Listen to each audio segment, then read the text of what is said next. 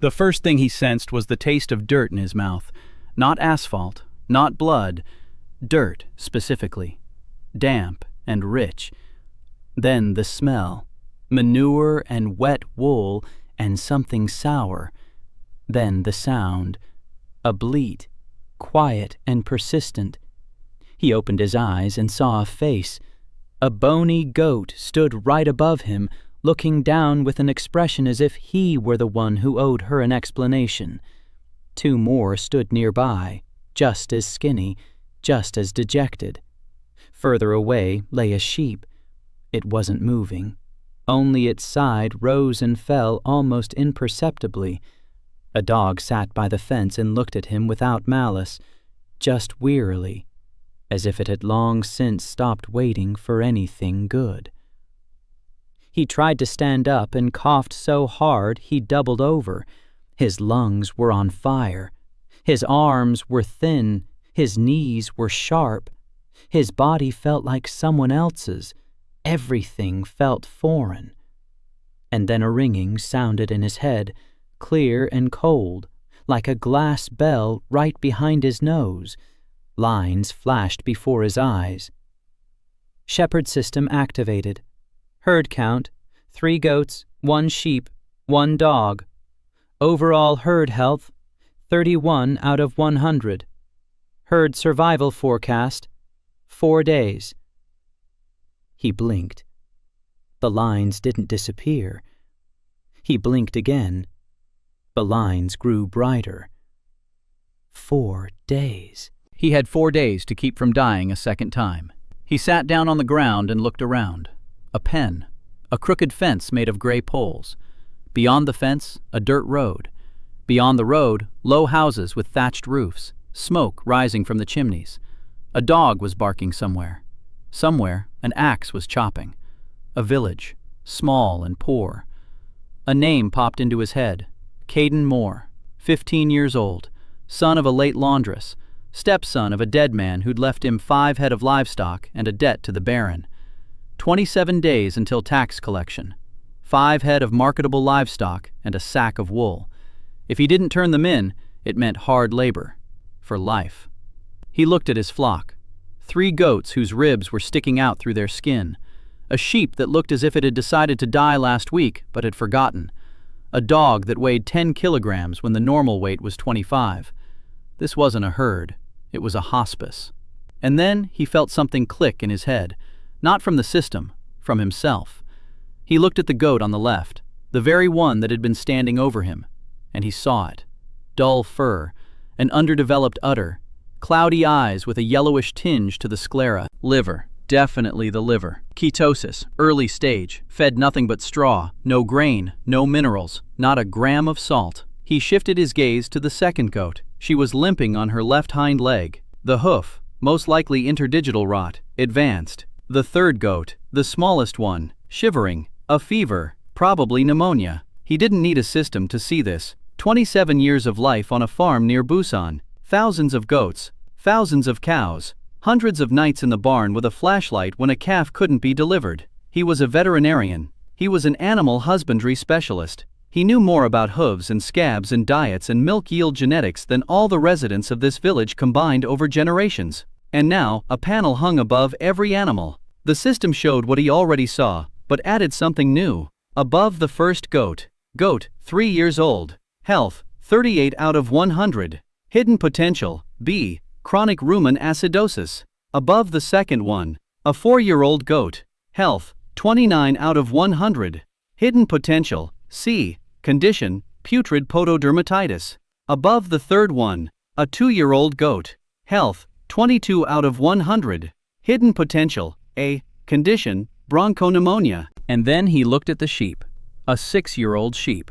Health, 14 out of 100. Hidden potential, S. Pain, unknown. Manual diagnosis required. S. Potential, S. He reread it 3 times. He had seen hundreds of panels in the last 5 minutes. Not a single one showed an S. This half-dead sheep, lying in the mud and breathing erratically, had the highest potential of them all. He walked over to the sheep. He knelt down. She didn't even lift her head. She just glanced at him with one cloudy eye. He placed his hand on her side. Her ribs were like a washboard. Her fleece was in tatters. Her skin was dry. Dehydration. He pried her mouth open. Her gums were pale, almost white. Anemia. He felt along her jaw and stopped. There it was. On the left side, under her lower jaw, was a hard swelling the size of a walnut. It was hot to the touch. He pressed on it. The sheep flinched. For the first time in all this time, she showed a sign of life other than breathing.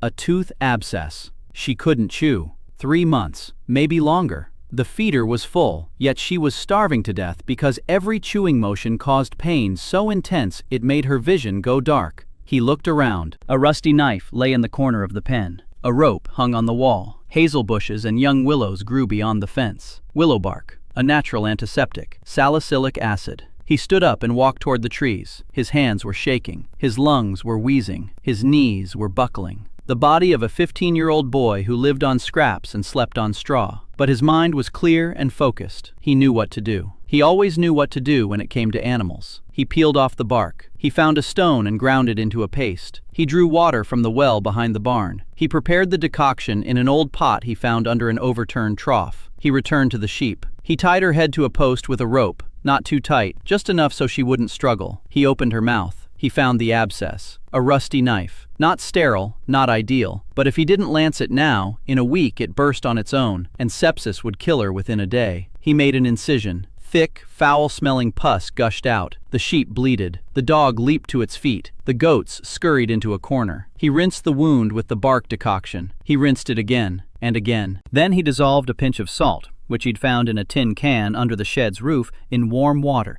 He held it up to the sheep's muzzle. She wouldn't drink.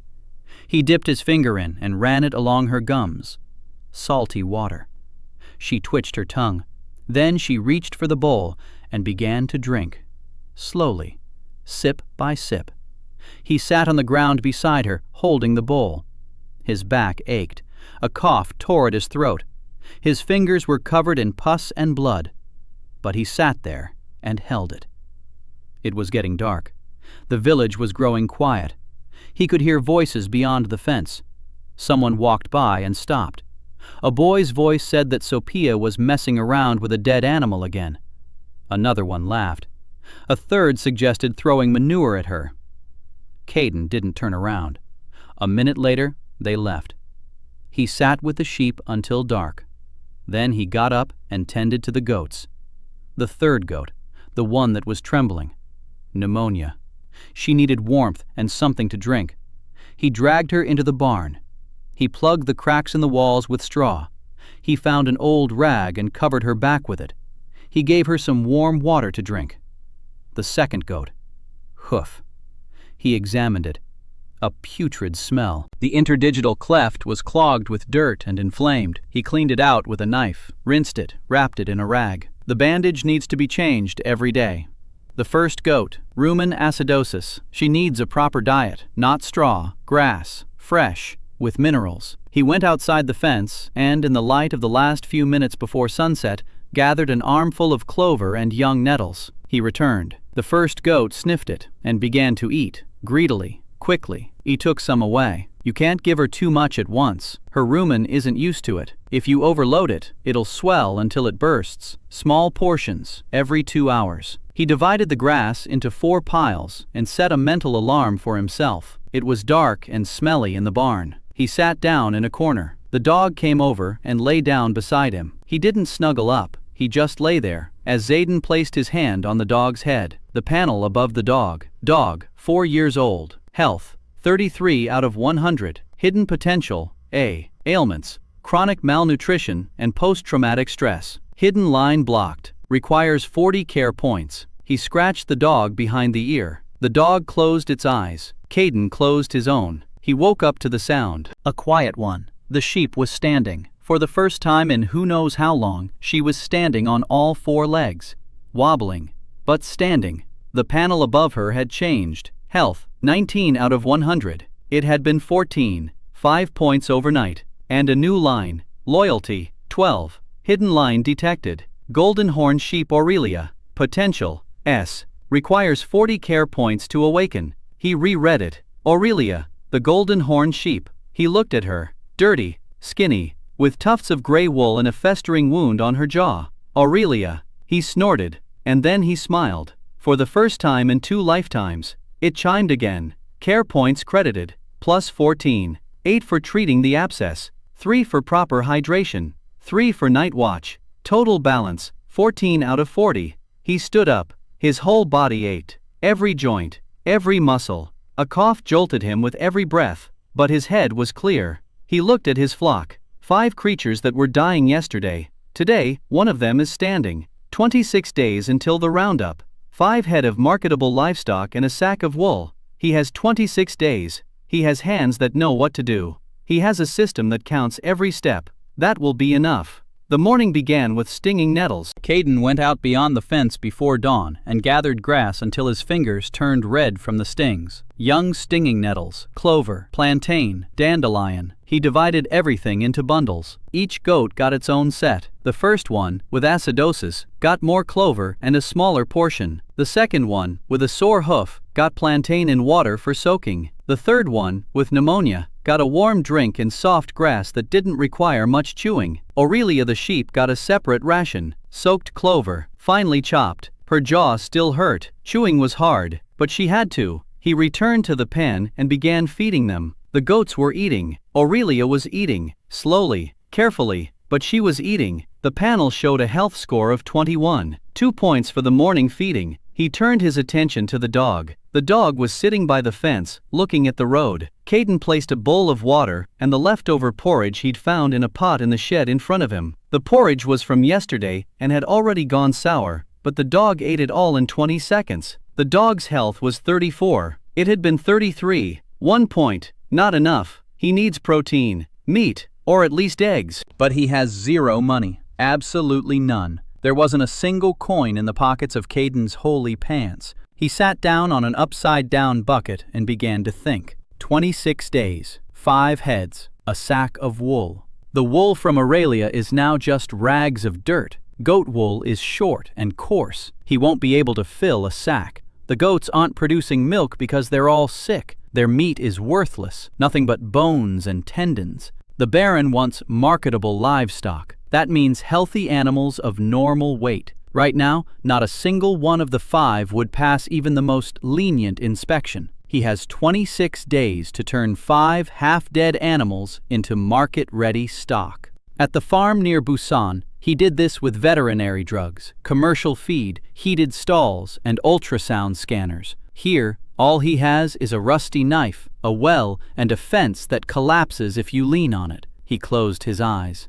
The system ringed. Mission assigned. Raise the herd's overall health to 60 out of 100 by harvest day. Reward, unlock the feed lottery feature. Penalty for failure, loss of 1 random animal. He opened his eyes. Loss of 1 animal. He looked at Aurelia, at the goat, at the dog. No losses. Not a single one. He stood up and walked to the village. For the first time since waking up, he stepped outside the pen. The village was called Crossstone. 20 houses, a mill on the stream, a blacksmith shop that looked more like a shed with an anvil, a communal well in the square. People were staring at him. He could feel their eyes on him. A skinny boy with a gray face and a cough. A snot-nosed kid. Some turned away. Someone smirked. An old woman at the house on the edge spat and muttered that his mother had been just as good for nothing. He didn't stop. He was looking for one specific thing. Manure. Cow manure. 3 houses in the village had cows. The manure lay in piles behind the barns. No one cleaned it up. They just tossed it over the fence and forgot about it. He walked over to the nearest pile. The manure had been there for a long time. Partially rotted. Perfect. Rotted manure is fertilizer. Fertilizer is grass. Grass is feed. Feed is health. Health is survival. He found an old bucket by the mill. It had a hole in it. He plugged the hole with a lump of clay, and he began hauling manure. 3 trips, 4, 5. By the 7th trip, he was coughing so hard that tears were streaming from his eyes. By the 10th trip, his legs could barely hold him up. He dumped the manure on a strip of land behind the corral. He smoothed it out with a stick. He drove stakes made of twigs into the ground. This would be a pasture, small, 5 by 10 meters, but it was his. In a week, grass would grow here that would be 3 times more nutritious than the grass growing on the vacant lot. By the time he finished, it was already past noon. He sat by the fence, trying to catch his breath, and then he heard footsteps, light ones. He turned around. A girl, about his age, maybe a year older, blonde hair braided into a plait, a simple dress, an apron, a clay jug in her hands. She stopped 3 steps away and held out the jug.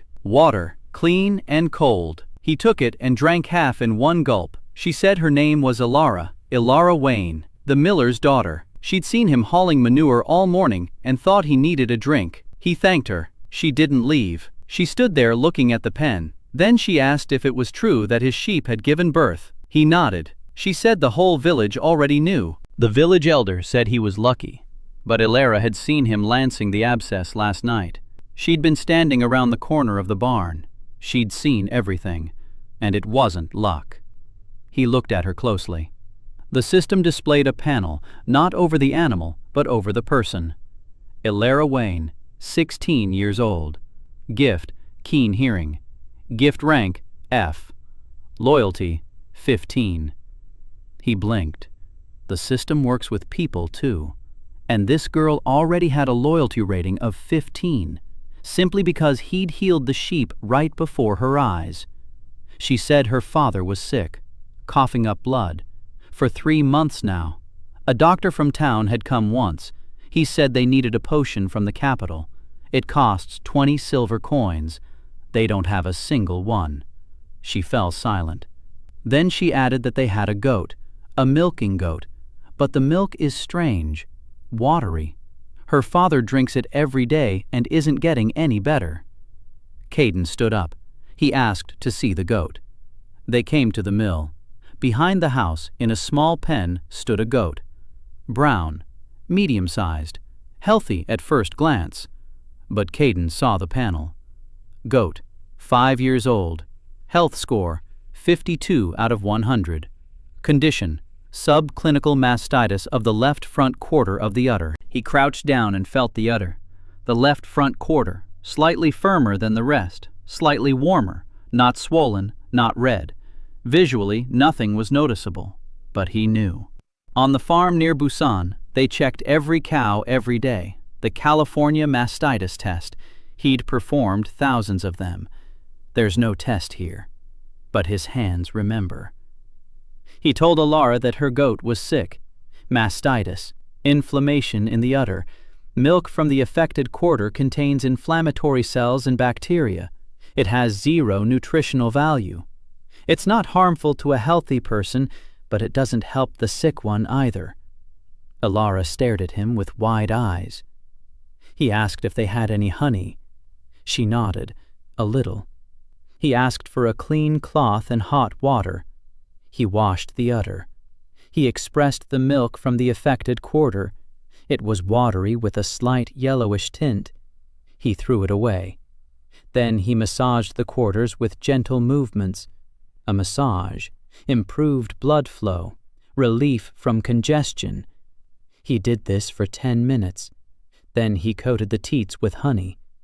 Honey is a natural antibacterial barrier, not an antibiotic, but it's enough for the subclinical stage. He told Ilara that she needed to repeat the massage twice a day, in the morning and in the evening. She should express the milk from the affected lobe separately and discard it. In 3 days, the inflammation would begin to subside. In a week, the milk from that lobe would return to normal, and then her father would start getting what he needed from the milk. She listened without interrupting. Then she asked how he knew all this. He paused for a second. Then he said it would take too long to explain. She didn't press him. She simply thanked him, quietly, almost in a whisper. Ilara's loyalty. 18. He returned to his pen. In the evening, he tended to the herd again. He washed the hoof of the second goat. He changed its bandage. He gave the third goat some warm herbal tea to drink. He gave the first goat a second portion of clover, a small one. Aurelia stood there eating the soaked grass. Health, 24. 3 points a day. Slowly, but steadily, he sat down in the corner of the barn. The dog lay down next to him again. Caden counted in his head.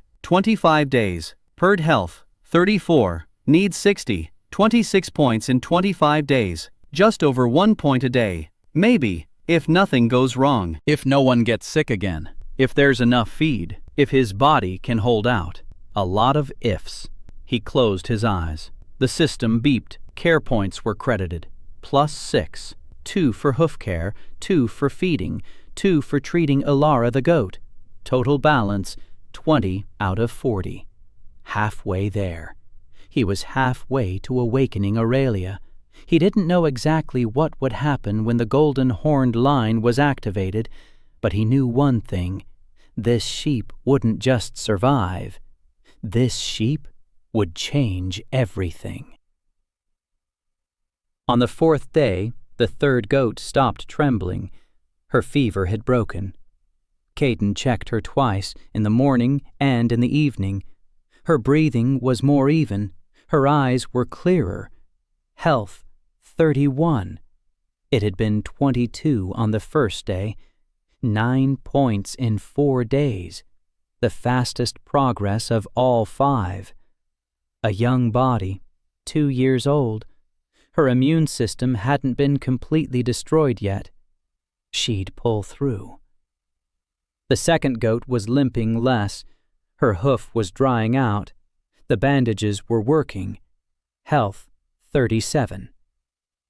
The 1st goat, the acidosis was subsiding. The rumen was adjusting to normal feed. Health, 44. She ate better than anyone else, greedily, hastily. He strictly controlled her portions, no overfeeding. Aurelia.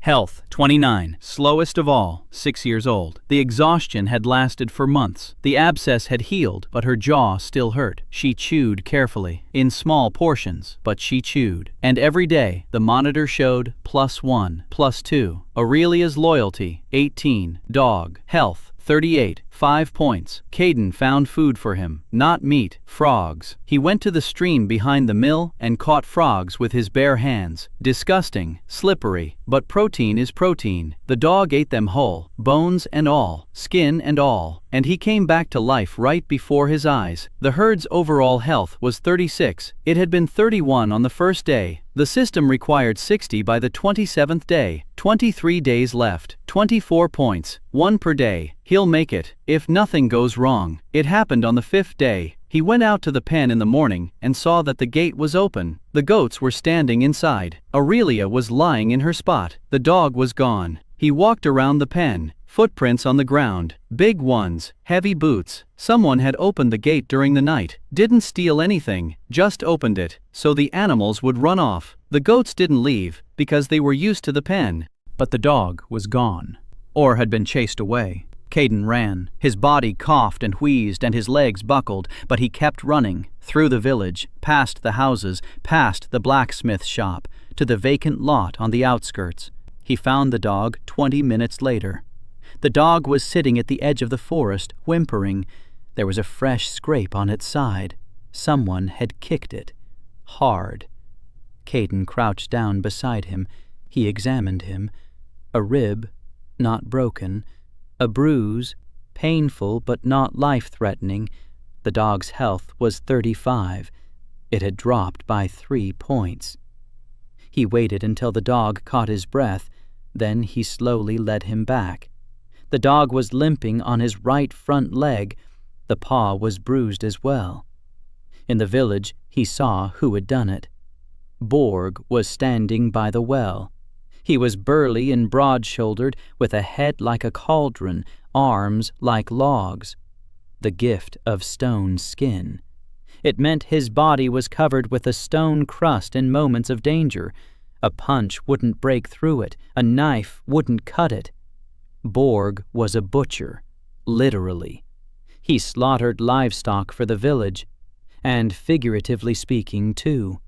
He took whatever he wanted from the weak. Borg saw Caden with the dog and smirked. He said that dogs should know their place, and their owners, too. Caden stopped. He looked at Borg. Borg was twice as broad and a head taller. He weighed 3 times as much. Caden had neither strength nor magic nor a weapon. He stood there, thin and pale, with a cough in his lungs and a limping dog at his feet. Borg waited for a reaction. He waited for fear, or anger, or a plea. Caden gave him nothing. He simply turned around and walked toward his pen. Borg shouted after him that he'd be coming for the goats soon, for protection. Caden didn't look back. He secured the pen gate with wire. He fixed the lock using a piece of rope and a nail. It wouldn't stop Borg, but it would slow him down. He laid the dog down in the shed and wrapped a wet rag around its side, a cold compress, to reduce the swelling. The dog licked his hand. The panel.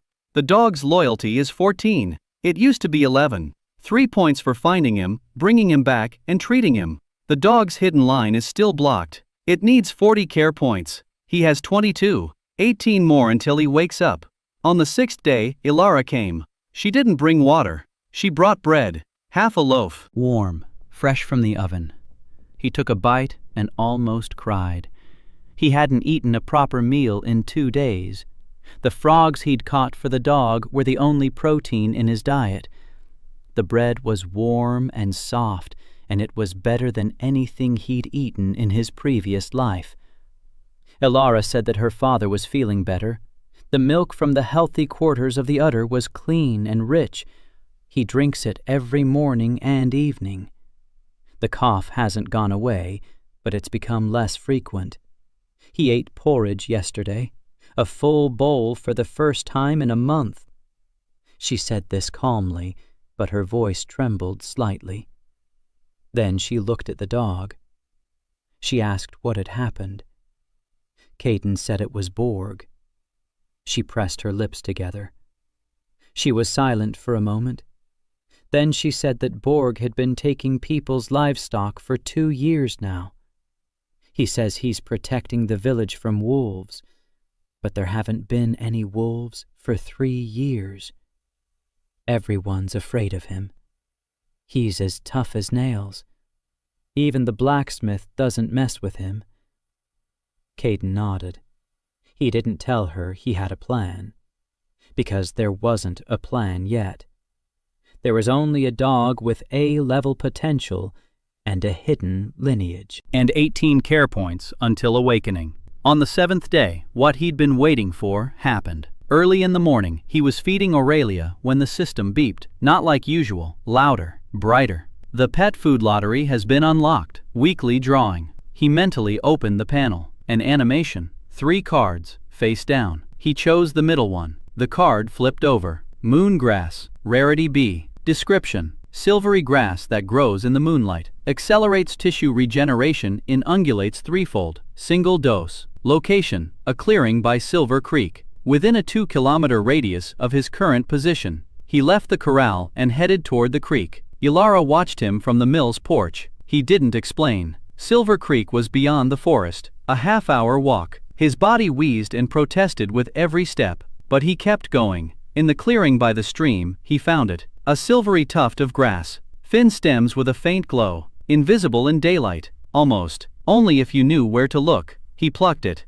The system confirmed it. Moon grass harvested. Use within 12 hours. After that, it loses its properties. He ran back. He arrived gasping for breath. He divided the grass into 5 parts, a portion for each. The goats ate with relish. Aurelia sniffed it for a long time and then ate it in one gulp. The dog sniffed it and turned away. He doesn't eat grass. Caden crushed the stems in water and gave it to him to drink. The dog drank it. An hour later, the health bars had changed. The first goat's health was 49, up 5 in an hour. The second goat's was 42, up 5. The third goat's was 37, up 6. Aurelia's was 35, up 6. The dog's was 39, up 4. Total herd health, 40, a 4-point jump in a single day. He sat in the pen and watched his animals eat, drink, and move about. The first goat already looked normal. Her coat was slightly shinier. Her ribs weren't sticking out as much. Her flanks were filling out. Another 2 weeks, and she'll be market ready. The second goat is barely limping. The third goat is breathing easily. Aurelia is standing firmly. The dog was wagging his tail. For the first time, he was wagging his tail. Dog loyalty level 16. Caden scratched him behind the ear and said they'd make it through.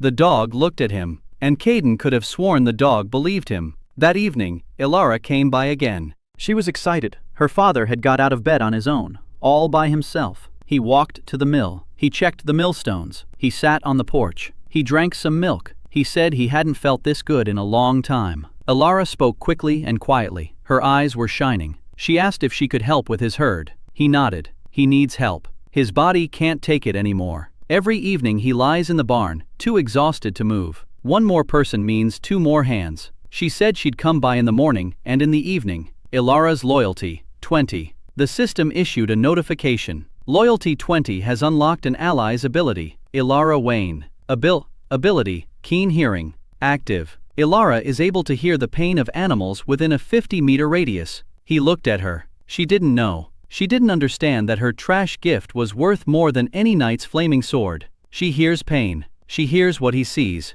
The 2 of them. 2 diagnosticians. He sees. She hears. He smiled. She didn't understand why. He didn't explain. Not yet. The 10th day. Herd health, 47. Caden counted each point as if they were coins he didn't have. The first goat, 54. The second, 49. The third, 43. Aurelia, 39. The dog, 44. The grassy patch behind the pen had sprouted its first shoots. The manure had done its job. Thin green shoots were pushing through the soil. In a week, there would be a pasture, small, but their own. Elara came twice a day, just as she'd promised. In the morning, she fed the goats. In the evening, she cleaned the pen. She worked quietly and carefully. She didn't complain. She didn't ask why things had to be done a certain way. She just did them. He showed her how to massage the udder properly, how to check the hooves, how to examine the color of the gums. She remembered everything the first time. Sometimes she would stop and turn her head slightly to the side as if listening for something. He knew what it was. She could sense the pain. Once she turned to him and said that the third goat was restless, something in its stomach. Caden checked. A slight bloating. A scar. He'd overfed it a little yesterday. He reduced the portion and gave it salt water. By morning it had passed. Elara had sensed it before he saw it. She didn't understand exactly what she was hearing. She thought she was just sensing it. Intuition. He knew it wasn't intuition. It was a gift. A real gift. Not junk. She just didn't know how to use it. Yet. On the 12th day, Borg arrived, not alone, with 3 buddies, all of them healthy, all with axes tucked into their belts. Borg stood at the gate of the pen and said he'd come for his tribute. 2 goats, for protection. Caden stood inside the pen. Elara was right beside him. She turned pale but didn't leave. The dog stood at Caden's feet and growled, quietly, muffled. Borg looked at the dog and laughed. Mongrel. 10 kilos of bones. He said that if Caden didn't hand over the goats the easy way, he'd take them the hard way, and he'd grab a sheep, too. Caden looked at the dog's stats panel. Health 44, loyalty 22, care points 34, 6. He's 6 points short. 6 points until awakening. Borg stepped toward the gate. His skin began to darken. Stone skin activated. A gray sheen ran down his forearms. The dog growled louder. His fur stood on end. Caden lowered his hand and placed his palm on the dog's head. Quiet, calm. The dog stopped growling. He looked at Caden. Caden looked at the dog. That look said it all. I found you in the field. I brought you home. I tended to your side. I caught frogs for you. I scratched you behind the ear every night. You're not just a dog. You're mine. The system beeped. The dog's loyalty, 30. Plus 8 for establishing an emotional bond during a threat. Care points, plus 8. Total balance, 42 out of 40. The system beeped again, louder, longer. Hidden line awakening available. Night Fang, activate. Borg was already opening the gate. The guys were standing behind him. Elara grabbed Jaden by the sleeve. He said one word. Yes. Light. White. Bright. Like a flash, the dog at his feet began to change. First, the sound. A crunch, not brittle, deep, as if the bones were expanding inside the body. Then, growth. The dog grew larger, by a head, by 2. Its paws thickened, its rib cage expanded, its fur lightened. From a dirty brown, it turned silvery, thick, long. Its muzzle lengthened, its teeth grew. Its eyes changed from brown to yellow, bright as lanterns. The dog stood there, only it was no longer a dog. A 2-meter-tall wolf with silver fur and fangs as long as a palm. Night Fang. Profile. Night Fang. Age 4. Health 100 out of 100. Potential A. Rank Silver Guardian. Passive ability Moon Howl. Slows enemies within a 30-meter radius. Loyalty 30. Pack status, Guardian. Silence. Complete silence. Borg stood with his mouth agape, his stone skin cracked, not from a blow, from fear. His body had betrayed him. His gift had reacted to the threat, but his mind hadn't had time. He stared at the silver wolf and couldn't move. His companions behind him backed away. One dropped his axe. The second turned and ran. The third stood as white as a sheet. Night Fang didn't growl. He didn't lunge. He simply stood next to Caden and looked at Borg. Yellow eyes. Calm.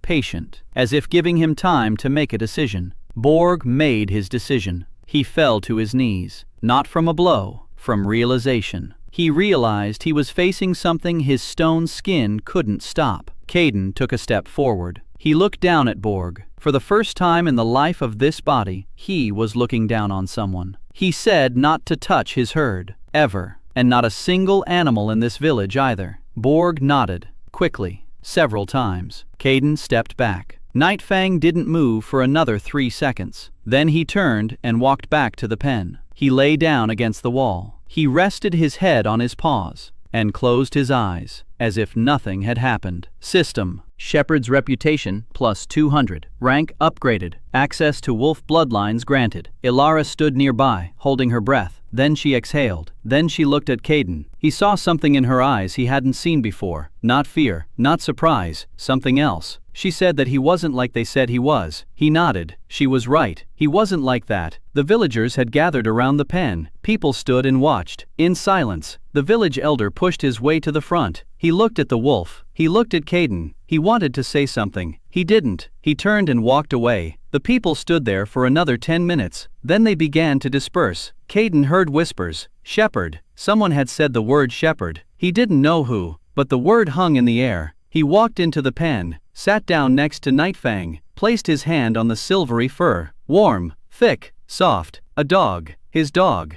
Only now he was different. Caden closed his eyes and allowed himself 10 seconds just to breathe. That evening, he didn't sleep. He sat by the fence and looked at the stars. Night Fang lay behind him. Aurelia stood nearby, chewing grass. The goats slept in the barn. It was quiet. Then he heard the sound of hooves, distant but drawing nearer. Ilara ran out of the house and rushed to the pen. She said there was a carriage on the road, with a coat of arms. The Baron. Caden stood up. The clatter of hooves grew louder. A minute later, the carriage emerged from the darkness, black, with a golden coat of arms on the door. 2 horses, a coachman, and 2 soldiers on horseback flanking it. The carriage stopped by the corral. The door opened. A man stepped out, short, stout, wearing an expensive doublet. His face was gentle, but his eyes were hard. Small, cold. Baron Ulrich Garm. He looked at the corral, at Night Fang, at Caden, and he smiled. One of Borg's men had made it to the castle faster than Caden had expected. The Baron stood in front of the pen, examining Night Fang with the expression of a man appraising merchandise. Not fear, not admiration, calculation. 2 soldiers behind him had their hands on the hilts of their swords. The coachman remained on the box and looked away. Ilara stood around the corner of the barn and didn't show herself. Caden sensed her presence. He could hear her breathing, quietly and rapidly. The Baron asked where the boy had gotten the beast. Caden said he'd raised it. The Baron snorted. He said that only someone with the gift of taming could raise a silver wolf from a mongrel.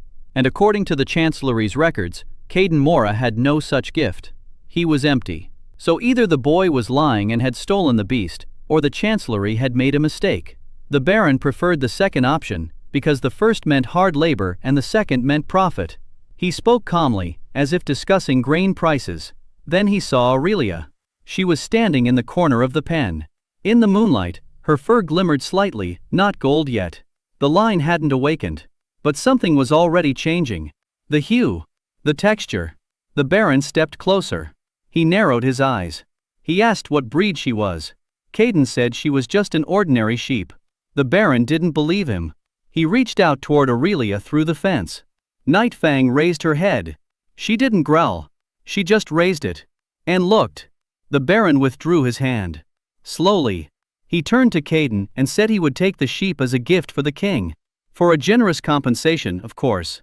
2 silver coins. Caden knew that Aurelia, in her awakened form, was worth more than the Baron's entire castle. 2 silver coins. An insult disguised as generosity. He said no. The Baron stopped smiling. He said that Caden didn't understand. This wasn't a request. It was an order. He was the Baron. Caden was a shepherd with no gift, no land, and no name. He had no rights, no status, no protection. He is a nobody. Caden looked at the Baron, a skinny boy with a gray face and a cough in his lungs. Beside him stood a wolf, a sick sheep, and 3 goats. He said he had a flock. The Baron did not. The Baron blinked. Not out of fear, out of bewilderment. A peasant had just contradicted him. That had never happened. Never. He turned around. He walked toward the carriage. He stopped at the door. Without looking back, he said that in 17 days, taxes would be collected. 5 head of suitable livestock and a sack of wool. The standards would be strict.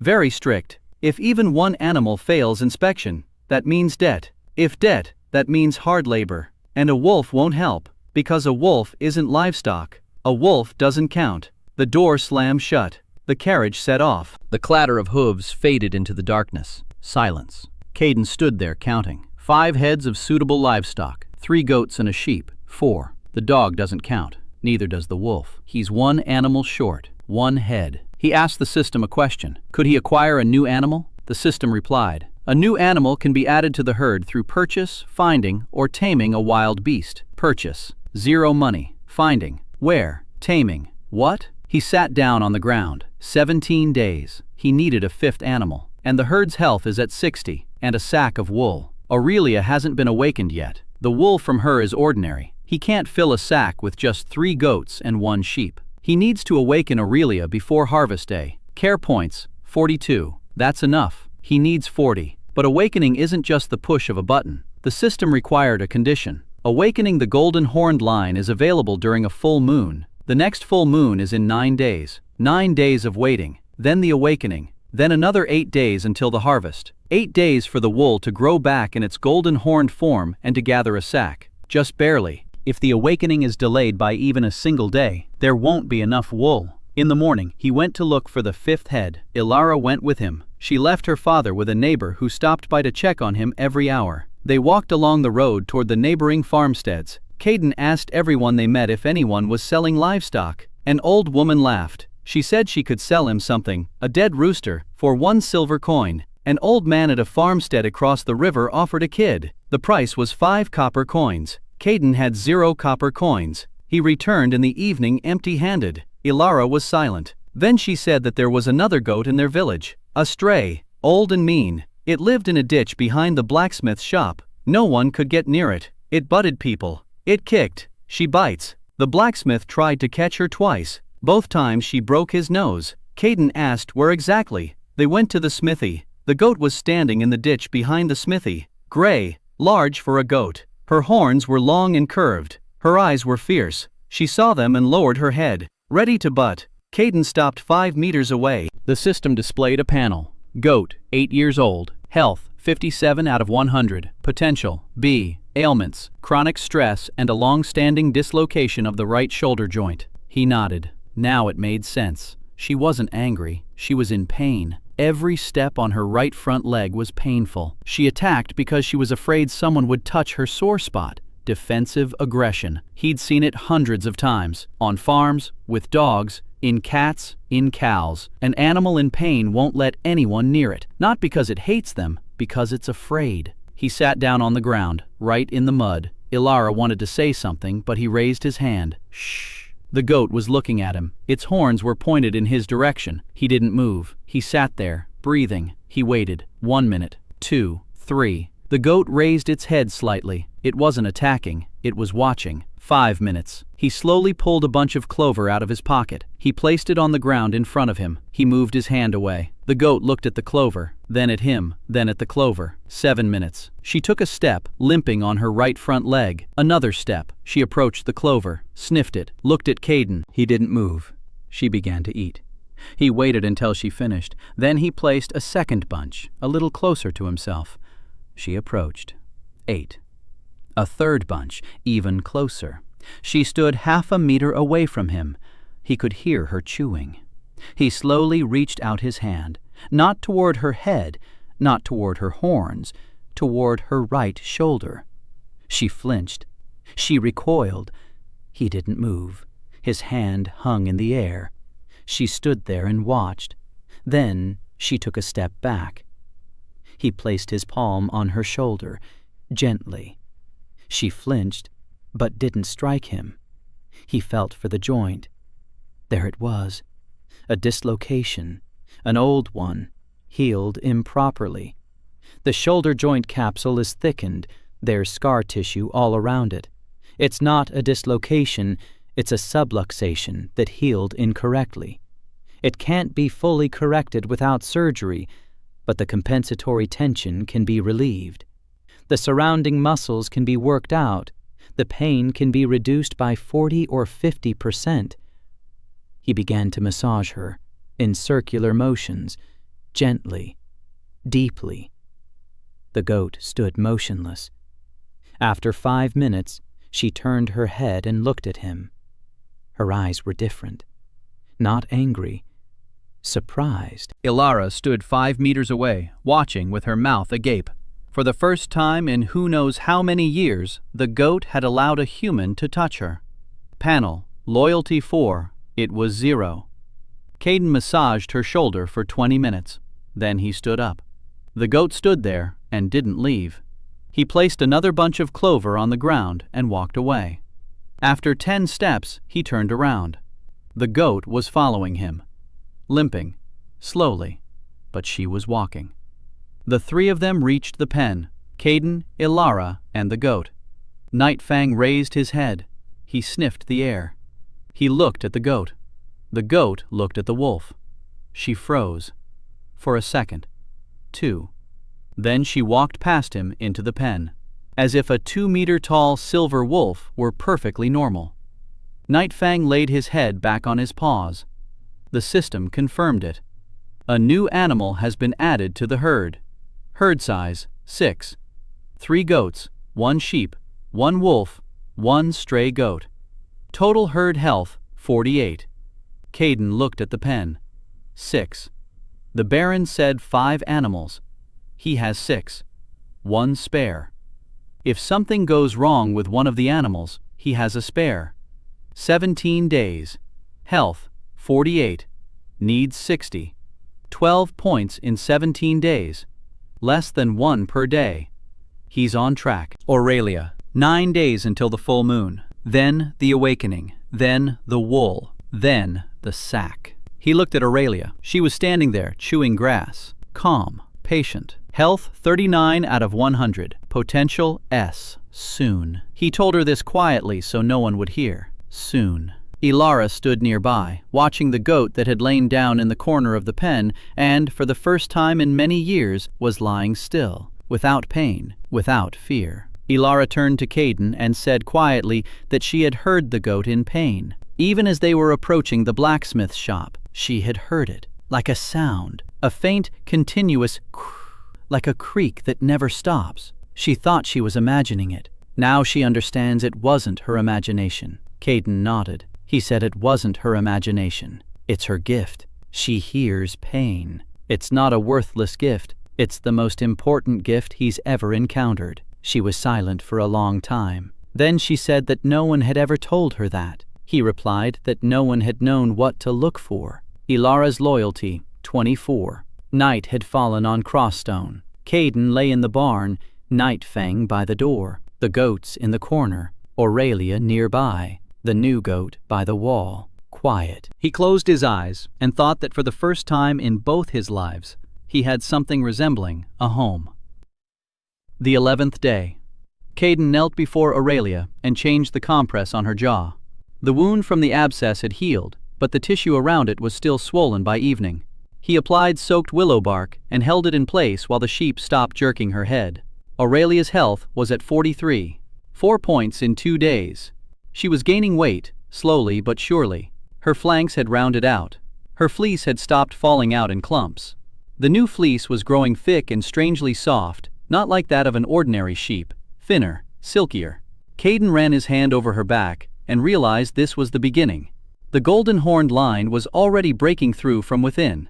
Not gold yet, not a gleam, but the texture was changing. 8 days until the full moon. He counted each one. Ilara came in the morning with news. Father had gotten up and gone to the mill. On his own. He set the millstones in motion. He ground a sack of grain for the neighbor. He took 3 copper coins for the job. His first earnings in 4 months. She spoke of it matter-of-factly, but Caden could see in her eyes that inside she was screaming with joy. He asked about the goat. Ilara said she was massaging the udder twice a day. The milk from the affected quarter had turned white, thick, no yellowish tint. The mastitis was clearing up. 3 more days and she'll be able to milk her normally. He nodded. Good. Then he asked her to listen to the new goat, the stray one. Ilara closed her eyes. She turned her head slightly to one side. She stood like that for 10 seconds. She opened her eyes and said she could hear 2 sounds. One was quiet and steady. That was her shoulder. The pain hadn't gone away, but it had faded into the background. It was bearable. The second sound was new, high-pitched, in her belly. Caden walked over to the stray goat. He felt her belly. Left side, right side. He paused. Something was moving under his hand. He froze. He checked again. He smiled. She's pregnant. The stray goat is pregnant. About 2 months along. The kid will be born in 3 months. Ilara asked if that was good or bad. He said it was good, very good. A pregnant goat requires special care, more feed, minerals, rest. But if he does everything right, in 3 months he'll have 1 more head in his herd. The system confirmed it. Pregnancy detected. Fetus is healthy. Fetal health, 80 out of 100. Gestation period, 9 weeks. Estimated due date, in 78 days. He scratched the goat behind her horn. She didn't flinch. She let him. Loyalty. 9. During the day, he worked on the plot. The grass was up to the palm of his hand. Green, lush. The manure had paid off. He let the first goat out onto the plot. She ate for 20 minutes. Health, 58, plus 2 for fresh pasture. The system loved it when the animals ate what grew on his land. Care points were accumulating faster. Plus 3 for organizing the pasture. Total care points, 51. Awakening Aurelia requires 40. He had a surplus, 11 to spare. The system suggested that the surplus could be saved for the next awakening. He made a mental note, for future use. That evening, something happened he hadn't expected. He was sitting by the pen, cleaning the hoof of the second goat. Routine, every evening. Wash, treat, bandage. The hoof had almost healed. The limp was gone. 3 more days and the bandage wouldn't be needed. And then he heard the creak of wheels. A wagon appeared on the road, a covered one, harnessed to 2 ponies. Redheads, small ones. A woman was sitting on the box, red hair peeking out from under her headscarf, freckles on her nose, a broad smile, about 22, maybe 23. The wagon stopped by the well. The woman hopped down and stretched. She looked around. She saw Caden. She saw the corral.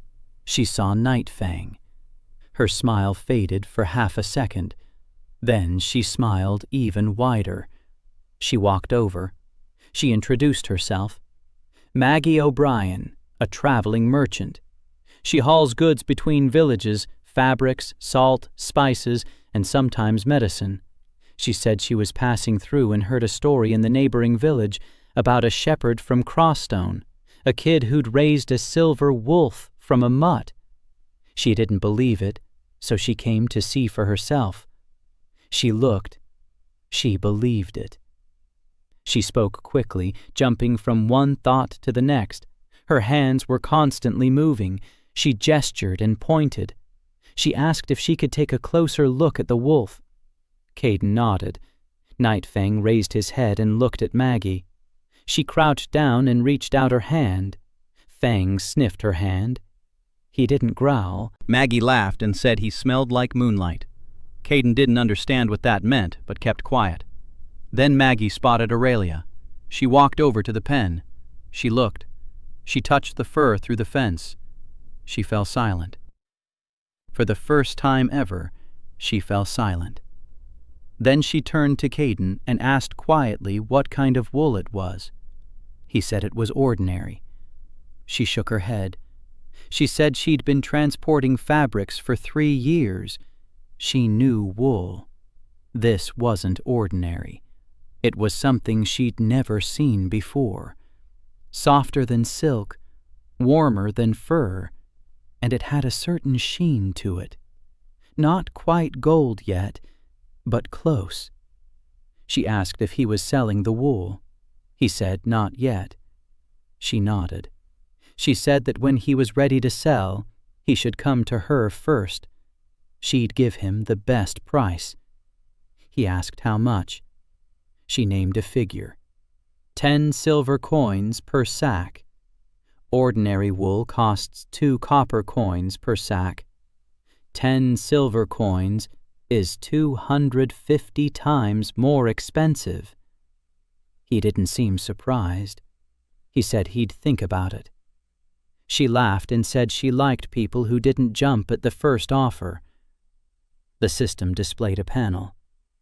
Maggie O'Brien, 22 years old, no gift, loyalty, 20. He looked at the number, 20, right away. No treatment, no salvation, just because she saw potential in him. A merchant. She thinks in terms of profit, and she sees a gold mine in him. Maggie stayed the night. She parked her van by the mill. Ilara treated her with caution, not hostile, but quiet. Caden noticed. Maggie didn't notice, or pretended not to notice. In the morning, Maggie approached Caden and offered a deal. She would supply him with the goods his herd needed: salt, rope, cloth for bandages, and tools. In exchange, she would get the right of first refusal on everything he produced: milk, wool, anything. He thought about it for a minute, then agreed. He needed salt, desperately, a mineral supplement for the goats. Without it, the scar won't heal completely. Maggie took a small bag of salt, a coil of rope, and a piece of clean cloth out of the van. She held them out.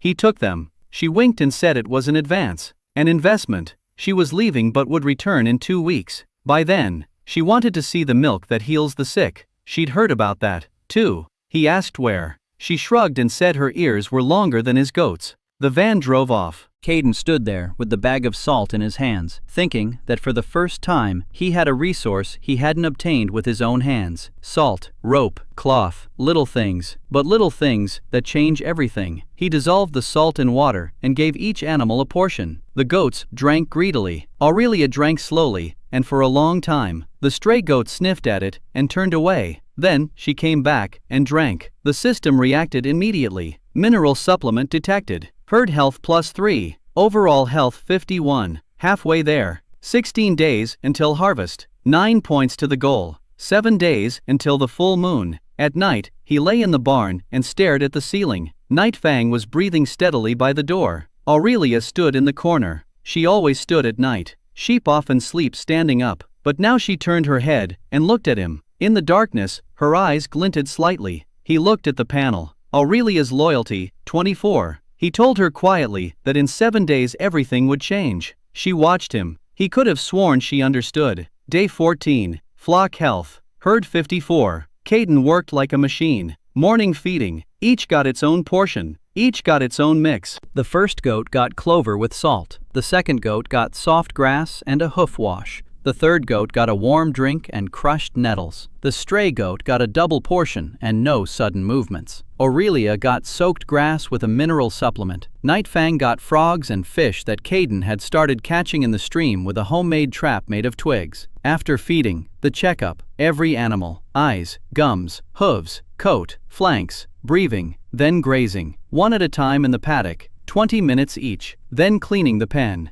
Then preparing feed for the evening. Ilara helped. She arrived at dawn and left after sunset. They worked in silence. They understood each other without words. He gestured what needed to be done. She did it. Sometimes she would stop and say she heard something. He would check. Every time, she was right. Her keen hearing picked up what her eyes hadn't yet seen. Pain in its infancy, before it became a symptom. He thought that with a partner like her, he could manage a herd of 1,000 and not a single one would fall ill unnoticed. On the 15th day, he noticed that the first goat had started producing milk. Just a little. A glass in the morning, a glass in the evening. But milk, thick, white, rich. The system displayed a panel. The goat's healing line is partially activated. The milk contains regenerative micronutrients. Effect: a slight acceleration of wound healing and restoration of strength in humans. He stood there with a clay bowl in his hands, staring at the milk. Healing milk. Mild. Not a miracle. Not an elixir. But enough to help someone who's sick. He took the bowl to Ilara. For her father. She took it. That evening she came running and said her father had drunk it, and an hour later his cough had stopped. Completely. For the first time in 4 months, he slept through the night without waking up from a cough. She stood in front of Caden and looked at him in a way that made him feel uncomfortable. He said it was milk, not magic. She said that to her, it was one and the same. Ilara's loyalty 28. On the 16th day, he decided to see how far the fame had spread. He went out to the village square. People were looking at him differently. Not like before. Before, they'd turn away or laugh. Now they looked him straight in the eye. Some nodded. Others looked away, not out of contempt, but out of embarrassment. They'd been laughing at him just 2 weeks ago. Now he had a silver wolf and milk that healed the sick. The blacksmith stopped him by the well, a burly man with scorched hands. He said his horse had been limping for 3 days. He looked at it but couldn't figure out what was wrong. He asked Caden to take a look. Caden went to the smithy. The horse was standing in its stall, limping on its left hind leg. He examined it. The hoof was clean. The joint wasn't swollen. He moved higher up. The hip. He found it. A muscle spasm. A deep one. The horse had slipped or twisted awkwardly, and the muscle had seized up. Not an injury. A spasm. He worked it out. 10 minutes of deep massage. The horse twitched. Then it relaxed. Then it stepped onto its left hind leg. Smoothly. No limp. The blacksmith watched, his mouth agape. He pulled a copper coin from his pocket. He held it out. Caden took it. His first earnings. 1 copper coin. He clenched it in his fist and walked back. Shepherd. Reputation plus 30. For treating someone else's animal in front of its owner. 4 days until the full moon. Herd health 56. For points to go. He knew he'd make it. The pace was steady. There was enough feed. The pasture provided grass. There was salt. There was water. Ilara was helping. The goats were gaining weight. Aurelia was getting stronger. Her coat was already noticeably different. The shade. Not gray, not white. Warm, like diluted honey. Every evening, Caden ran his hand down her back and felt the fibers change beneath his fingers. They were becoming thinner, stronger, softer, as if a light were igniting inside each hair, a light that hadn't yet broken through to the outside. 3 days until the full moon. Ilara came by in the evening. They sat by the fence. Nightfang lay nearby. Aurelia stood in the pen, chewing. It was quiet. Ilara asked where he was really from. Not from Crossstone. She's known Caden Mora since childhood. That Caden couldn't tell a goat from a sheep. This Caden knows more about animals than all the healers in the kingdom. He remained silent. She said she didn't care who he was. What mattered to her was what he did. He saves lives. Her father, his flock, the vicious goat by the blacksmith shop, the blacksmith's horse. He looked at her. In the dim light, her face was gentle, calm. She didn't demand an answer. She simply let him know that she knew, and that it didn't change anything. He said he'd tell her someday. She nodded. Loyalty 32. He noticed that an icon had appeared next to the number. Small, warm. The system marked it as emotional bond established. He didn't know what that meant to the system, but he knew what it meant to him. 2 days until the full moon. In the morning, he went out to the pen and saw a raven perched on the fence. Black, large, with a red ribbon tied to its paw. The raven was looking at the pen, at Aurelia, at Nightfang. Then it looked at Caden, and it flew away, eastward, toward the Baron's castle. Caden stood and watched it go. A red ribbon. This wasn't a wild raven. It was a messenger. Someone was watching. Someone was keeping tabs. The Baron, or someone working for the Baron, he didn't know. But the feeling of being watched didn't leave him all day. One day until the full moon. Herd health, 58, 2 points. He led Aurelia to the stream.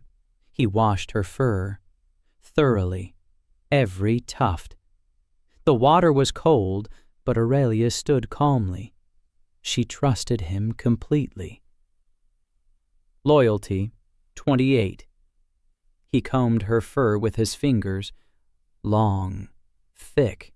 When wet, it shimmered, definitely. A golden hue, faint, but noticeable. He dried her in the sun, her fur puffed up, softer than a cloud.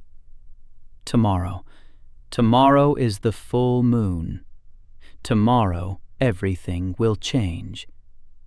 The first goat began producing healing milk that completely cured Alara's father's cough. Caden earned his first coin by curing the blacksmith's horse. Alara made it clear that she knew his secret, but that didn't change her feelings toward him. The herd's health reached 58. The Baron's messenger raven appeared on the pen fence. There was 1 day left until the full moon and Aurelia's awakening. The full moon rose over Crossstone at 10 o'clock in the evening. Caden waited. He stood in the pen next to Aurelia and watched as the white disk rolled out from behind the forest. Huge, bright, so close it seemed he could reach out and touch it. Nightfang stood by the gate, alert, ears pricked forward. He sensed something. The goats had huddled together in the corner of the barn. A stray goat lay down and didn't move. Alara stood behind the fence. He'd asked her not to come in.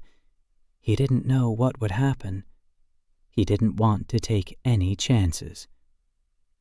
The system was flashing. Awakening condition met. Full moon. Care points, 53. Minimum, 40. Aurelia's health, 42. Minimum, 30. Aurelia's loyalty, 28. Minimum, 20. All parameters are green. Activate the golden horned line's awakening. He placed both hands on Aurelia's back. The fur beneath his palms was warm. He said yes. At first, nothing. A second, 2. Then he felt the fur beneath his hands grow hot, not scorching, like warm water, then light, from within, from beneath the fur, from beneath the skin, golden, dim at first, like a candle behind a piece of cloth, then brighter. Aurelia raised her head. She was looking at the moon. The light spread across her from the center of her back to her legs, head, and tail. Her fur was changing. Gray tufts turned into golden strands, long, even. Every single hair seemed to be filled with light from within. The dirt washed away on its own. The tangles untangled themselves without a hand. Her fur grew, not quickly, but noticeably. It lengthened before her eyes. It became thick and uniform. Golden, real gold, not paint, not a tint, gold. Aurelia's body was changing too. Her ribs were hidden beneath her muscles. Her legs were growing stronger. Her back was straightening. Her muzzle was smoothing out. She stood straight and firm, as if she weren't 6 years old, as if she were 2, as if she'd never been sick. Her eyes were the last to change. From cloudy, they became clear, amber, deep. She turned toward Caden and looked at him. He saw understanding in those eyes. Not animal instinct, not mere instinct, understanding. The panel updated. Aurelia, the golden-horned sheep, age 6, health, 95 out of 100, rank, Golden Guardian, potential, S, ability, Golden Fleece. Her fleece grows 3 times faster than normal, 1 sack in 4 days. The fleece's properties include absolute thermal insulation and accelerated tissue regeneration upon contact with the skin. Ability, Dawn's Milk. Aurelia begins to produce milk with enhanced healing properties. 1 serving heals minor wounds within an hour and cures a fever overnight. Loyalty, 45, plus 17 for awakening. Caden stood there, watching her. A golden sheep in the moonlight. Her fleece glowed, softly, like a second little sunset in his pen. He ran his hand along her side. Her fleece was like silk, warm and alive. Aurelia tilted her head and nuzzled his palm with her muzzle. He felt a lump in his throat. 10 days ago, she had been lying in the mud, dying because she couldn't chew. Now she stood before him like a creature from a legend. And not because the system had given her magic, but because he had lanced her abscess with a rusty knife and sat by her side all night, holding a bowl of water. The magic was a consequence. The cause was care. Alara stood behind the fence and cried, quietly, silently, just tears streaming down her cheeks. She had seen everything, the golden light, the transformation, the sheep that had become something impossible. She said one word. Beautiful. Caden nodded.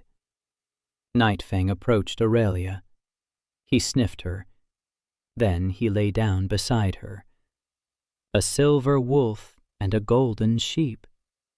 2 awakened beasts in the pen of the poorest shepherd in the kingdom. The system issued a general update. Overall flock health, 68. Spike. Aurelia's awakening raised the average. Quest completed. The herd's health is above 60. Reward. The feed lottery feature has been improved. A rarity feeds are now available. And one more thing. Shepherd's reputation plus 100. Total reputation 330. Rank upgraded to recognized shepherd. New ability, voice of the herd. All animals in the herd can hear mental commands within a 200-meter radius. He closed his eyes. He tried it. He mentally told Aurelia to go to the watering trough. Aurelia turned and walked to the watering trough. Ilara shuddered. He opened his eyes. It works. 14 days until the harvest. Aurelia's wool grows back by 1 sack in 4 days. That means he'll have 3 full sacks by the deadline. The Baron wants 1. He'll get 1. 2 will remain. Maggie had promised 10 silver coins per sack. 2 sacks is 20 silver coins. 20 silver coins is more than the village earns in half a year. He did the math and couldn't believe his own numbers. But the numbers didn't lie. He sat down on the ground. Aurelia stood by the trough and drank water. Golden, calm, alive. He thanked her, quietly, so no one would hear. Aurelia's loyalty 47. In the morning, the village saw it. The village elder was the first to notice. He was walking past the pen and stopped. He stood there for a minute, 2. Then he walked away without saying a word. Then others came, one by one, in pairs. They stood by the fence and watched. The golden sheep in the morning light. Its fleece glowed like a living flame. No one spoke. No one laughed. One boy, the same one who'd thrown manure at her on the first day, stood there staring, his mouth agape. Then he quietly asked if he could touch her. Caden nodded. The boy reached his hand through the fence. He touched the fleece. He pulled his hand back. He looked at his palm. Then he reached out again. Aurelia stood calmly and let him. The boy turned to Caden and said she was warm, like a stove. Caden smiled. Reputation plus 15. Stranger's eyes. The system counted every glance, every look of surprise, every gaping mouth. He didn't brag. He didn't call anyone over. He just stood in the pen and worked. People came on their own and left as different people. Around noon, a woman came with a child. The boy was about 5 years old, pale, thin. His arm was bandaged with a dirty rag, a wound, a cut from a sickle. It had become infected. Red streaks ran up his arm, the onset of blood poisoning. The woman said there was a doctor in town, but it was a 2-day journey to get there. She'd heard that the shepherd had milk that could heal. Caden looked at the wound. It was bad. Another day or two, and the boy could lose his arm. or his life. He washed the wound with a bark decoction. He wrapped it in a clean cloth that Maggie had given him. Then he milked Aurelia, Zari's milk, thick, with a golden hue, warm even in the cold bowl. He gave the boy some to drink, half of it. He told her to give him the other half in the morning. The woman asked how much she owed him. He said nothing. She left. The boy kept looking back at Aurelia until the road turned. By evening, she had returned. The red streaks on her arm had faded. The inflammation was subsiding. She knelt before Caden and thanked him. He lifted her by the hand and said she should thank the sheep. Reputation plus 50. Loyalty to the village. New parameter. Crossstone. Village loyalty 15. He didn't know the system tracked that, too. But it made sense. He wasn't just a shepherd. He was part of the village, whether he liked it or not. The 20th day. Caden sat in the pen and sheared Aurelia. The blacksmith had given him the shears for free. After Caden had healed his horse, the blacksmith became a different man. He brought tools. He repaired the fence. Yesterday he hauled over 3 planks and patched a hole in the barn wall. He asked for nothing in return. He just did it. Caden sheared carefully, slowly, every movement precise. Golden fleece fell onto the spread-out cloth, soft, weightless, glowing in the sunlight. Aurelia stood calmly, chewing grass. She wasn't in pain. The wool came away easily, as if it wanted to be gathered. In 2 hours, he had filled 1/3 of the sack. The fibers lay evenly, not a single tangle, not a single clump of dirt, pure gold. He weighed it in his hand, light, warm. Even in a handful, it warmed his palm. The first sack would be ready in 2 days, the second by the 26th day, the third by the 28th, right on schedule. But that'll be enough. The herd's health was at 72. Growth hadn't stopped. The lead goat was at 68. Smooth coat, full flanks, eating steadily. The milk was healing. Every day, Caden sent Ilara with a flask to his father. The miller was already working full days, grinding grain, repairing the millstones. In the evening, he'd step out onto porch and breathe deeply.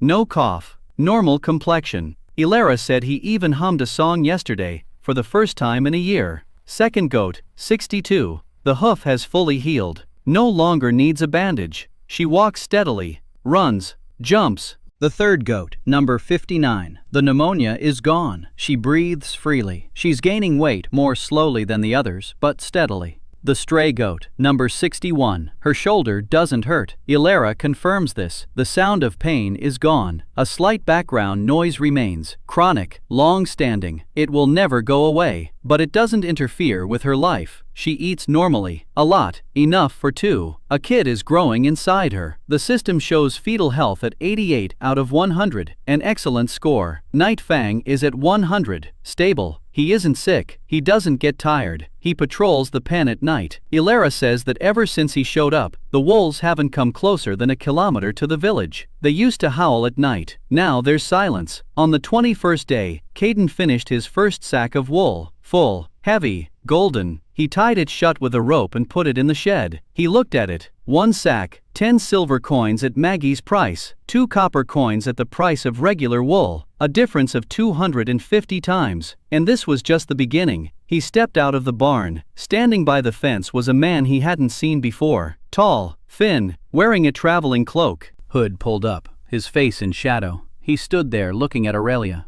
Caden approached. He asked who he was. The man paused. Then he said he was a traveler. He was heading east. He'd stopped in the village for the night. He'd heard about the golden sheep. He'd come to take a look. Caden looked at the panel. The system didn't show a name, just a question mark. Unknown, gift unknown, loyalty 0. That's normal for a stranger. But a question mark instead of a name. The system always showed a name. Always. He remembered that. The man stood there for another minute. Then he nodded and left. Caden watched him go. Something wasn't right. He couldn't explain exactly what, but he could feel it. Nightfang could too. The wolf stood by the fence and watched the stranger walk away. The fur on his neck was slightly bristled. He wasn't growling, but he was ready. That evening, Ilara came with news. Word in the village was that the Baron would bring an appraiser from the city for the tax collection. Not the usual village headman who turns a blind eye to the poor goats. A real one. A royal one. With papers and seals.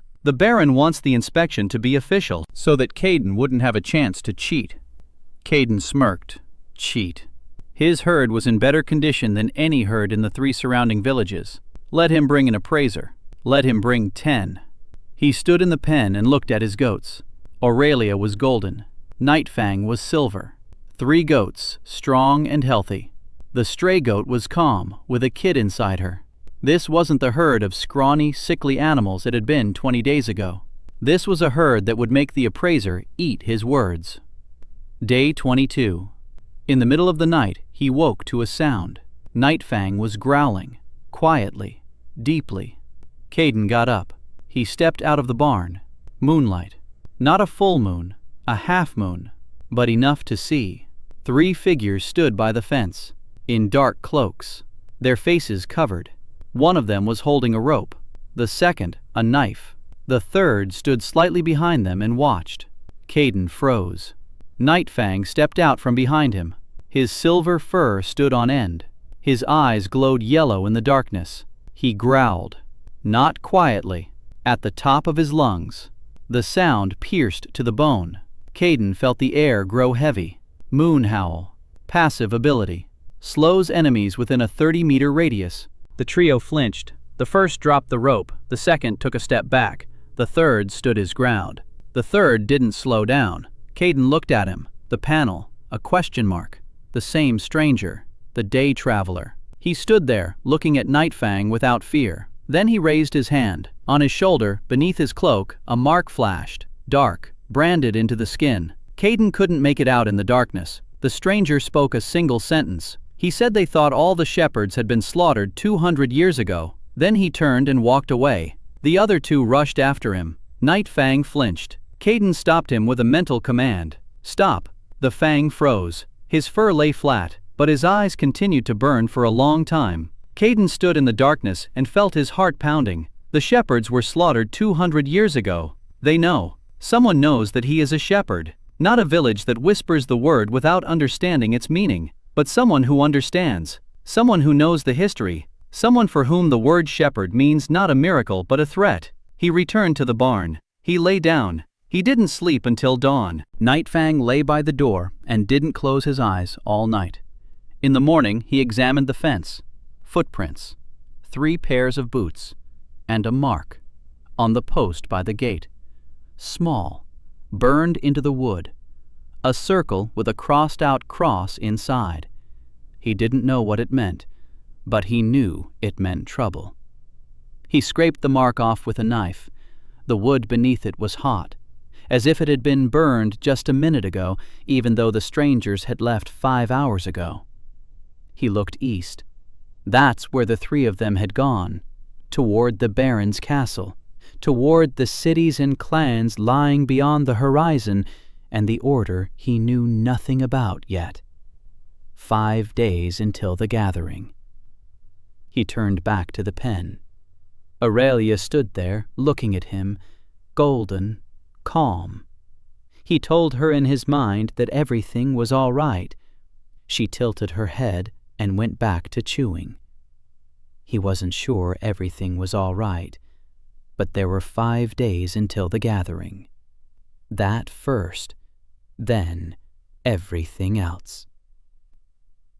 Caden sheared the first sack of golden wool. A mysterious stranger with no name in the system watched over the flock, and at night came with 2 masked men to take Aurelia away. Nightfang scared them off. The stranger said that all the shepherds had been wiped out 200 years ago and left a scorched mark on the fence. The symbol of an unknown order appeared on the pen's post. 5 days remained until the tax collection, the 23rd day. Caden hadn't slept for the 2nd night in a row. His body was falling apart. The cough had returned. His lungs wheezed with every breath. He sat by the fence and sheared Aurelia, the 2nd sack. The wool was growing back exactly as planned, 4 days per sack. Golden strands fell onto the cloth. His hands trembled with exhaustion, but his movements were precise. 27 years of muscle memory, thousands of shearings. His body was weak, but his hands remembered. By noon, the second sack was full. He tied it shut and placed it next to the first one in the barn. 2 sacks, one for the Baron, one for Maggie. 20 silver coins. He hadn't earned them yet, but they were already more real than anything else in his life. Alara came with lunch, bread, cheese, milk. His father had sent them. The miller now sent food every day. He didn't say thank you with words. He spoke with bread and cheese. Caden didn't refuse. His body needed food. He was losing weight. He worked 20 hours a day. He ate once a day. Alara looked at him with concern. She said he looked bad, paler than usual, with dark circles under his eyes. He brushed her off. She didn't brush him off. She sat down next to him and didn't leave until he'd eaten every last crumb. Loyalty, 35. He noticed that the number was rising, not because of what he was doing for her, but because of what she was doing for him. The system counted care in both directions. After lunch, he began preparing for the roundup. 5 days. Every animal had to look flawless. He made a plan. 1 animal each day. A thorough cleaning. A wash. A trim when needed. An inspection of the hooves, the teeth, eyes. Day 1. The first goat. He washed her in the stream, brushed her coat, trimmed her hooves with a knife, cleaned her teeth with a rag and salt. She stood there and let him do it. Loyalty, 15. Not high, but sufficient. She wasn't afraid of him.